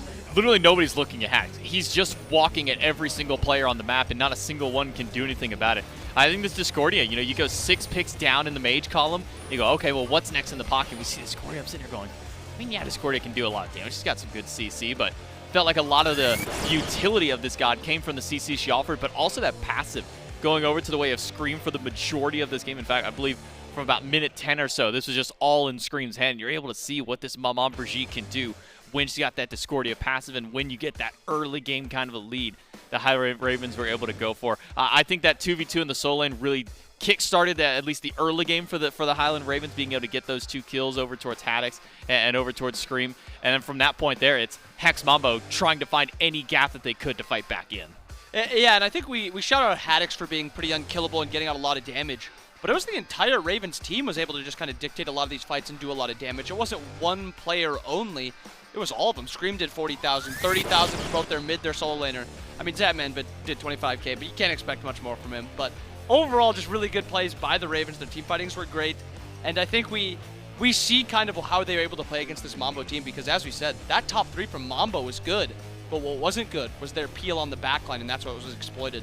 And with this win here, the Highland Ravens, your first team to qualify to the SWC here from our group stage event. Still 3 more slots to go, at least for this Highland Ravens team. But a big win here means they don't got to worry about another day of play. They can sit back, relax, kind of see what the rest of the teams are doing, and start getting ready to kind of formulate their game plan going towards SWC, because that, getting onto the big stage, that was the big part here for the Highland Ravens. And speaking of the Ravens, we've got the entire team standing by for our post-game interview. That's right, I got the entirety of the Ravens standing here. Vin, I told you get the easiest one. Going back to Worlds, how's it feel? I mean, it feels great. I mean, I love playing with these guys. It's been a really good time, and looking to push forward for it. I'm sure it's going to be exciting. I'm going to step right beside you, come over here for Haddix. I've got to ask you, because it feels like the last 2 games, 3 games, I don't know that I saw your health bar drop below 50% a lot of the time, especially in the last one. What was it like? You were just so unkillable. You were getting so much done. Was it just the picks? What's going on? Well, I mean, I don't want to be rude, but there may be a brute minion in my lane. I mean, anyways, no, I will say that, you know, the boys played well. They facilitated me. I had a nice disco passive, and my team, they helped me succeed. And you nailed it. You get there, the trip to Worlds. I'll come over here. We'll come to you. I mean, again, being able to join this a little bit later in the year, right? Being able to take over, but now having this team come through and qualify to Worlds. How are you feeling right now? I'm feeling good. I mean, these guys are all great players, and they're all really confident in what they do. And yeah, I mean, for the most part, you know, picks and bans go through, and then it's just sit back and watch them go crazy. Just let them do their thing right after that point. And I'm going to slide by you as well and go to Scream. Now, I know after game 2, game 1, game 2, you asked if we were cooking you on the cast. And I know at the time you had said, like, you know, after the loss, game 1 or game 2, you started 0-3. How are you feeling kind of after that point when you go into game 3, game 4? You know, you just got to take away the good stuff in those games, which was, you know, I think we had great macro across the map. We really out macroed them in the mid game specifically, and you know, not my best set ever. So we're gonna have to polish that up before Worlds. Well, good news. You got a few days to work on it, right? So a little bit of time to prep. Hurry.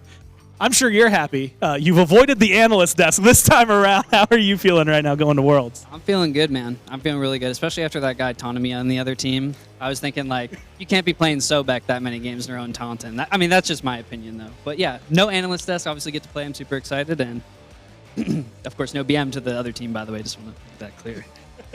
And you successfully brought Neil with you, right? So you managed to make that happen. Zap, you've got such an interesting storyline because the championships you've won, you've gone through tournaments a lot like this one, qualified very similar in a way to this, and now you're going in next year for another Worlds run. So how are you feeling? Where's your mind at, especially going towards next week? They distracted me. What was the last part of that question? You've done so well, and now you're in a similar position you've been to when you got all 3 of those lightning bolts on your collar. So how are you feeling going into Worlds? I'm feeling good. I like going through qualifiers because it gets you warmed up for the big event. And I think if we would have played straight quarters the way we played, you know, this weekend, it would have been kind of rough. You know, I practiced my tactical feeding today. You know, I had a bunch of different picks, so it was good. And we learned a lot from these guys. And it's always fun to play different metas. Like the minor leagues bring in different metas a lot. And I would say the team we just faced it was nothing like scrims or anything like that. So we had to adjust. And when we did, we took it home. You guys get the win. You're going to Worlds. Congratulations again to the Highland Ravens, to everybody here. And so I guess we'll see you all in Arlington. We'll go back to the desk, and they can figure things out.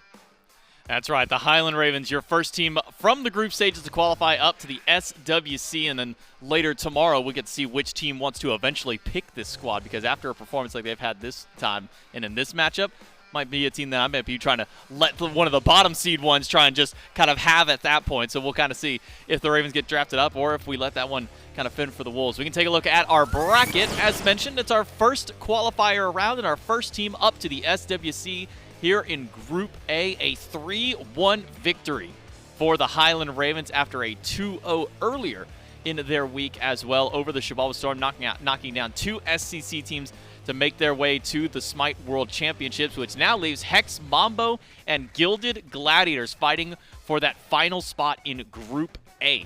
Let's see which of these 2 teams will we send. 2 SPL teams, will we send 1 SPL, 1 SCC? We'll have to find out. Over in Group B, we've still got all of our qualifiers to go, though. If you take a look at the bracket for Group B, it's 2 SCC teams that are fighting for a chance at Worlds. So we are guaranteed at least 1 SCC team at Worlds. Still could be 2, could be more than that, depending on how the weekend continues to shake up. Obviously, winner of that qualifies to the SWC between the Scarabs and the Wardens. Loser faces the Camelot Kings for the final chance to qualify to the SMITE World Championships. And both those last chance qualifiers will be tomorrow. Again, best of 5s for every single one of those matchups.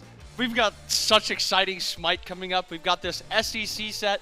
One of them are guaranteed to Worlds. We just saw the Ravens win, the only SPL team that didn't drop a set to an SEC team, so congrats to them. But I'm really excited to see which teams are going to be filling it out. And which team is going to be choosing the Ravens? Probably none of them. They're going to be the leftover team that just gets slotted into the final slot. Man, that might just go to the Jade Dragons in that case. I believe Jade Dragons are the 4th seed in that one. Exciting too. That's going to be a really fun matchup for the quarterfinals to see if that ends up being it. Or maybe one team has the confidence to kind of draft up that squad. But we'll have to see, and that's, again, reserved to the end of day Sunday. But we still got one more match to go, one more qualifier. We get to send an SCC team to Worlds. Will it be the Scares? Will it be the Wardens? We'll find out right after this break. Wake up in the morning with someone new.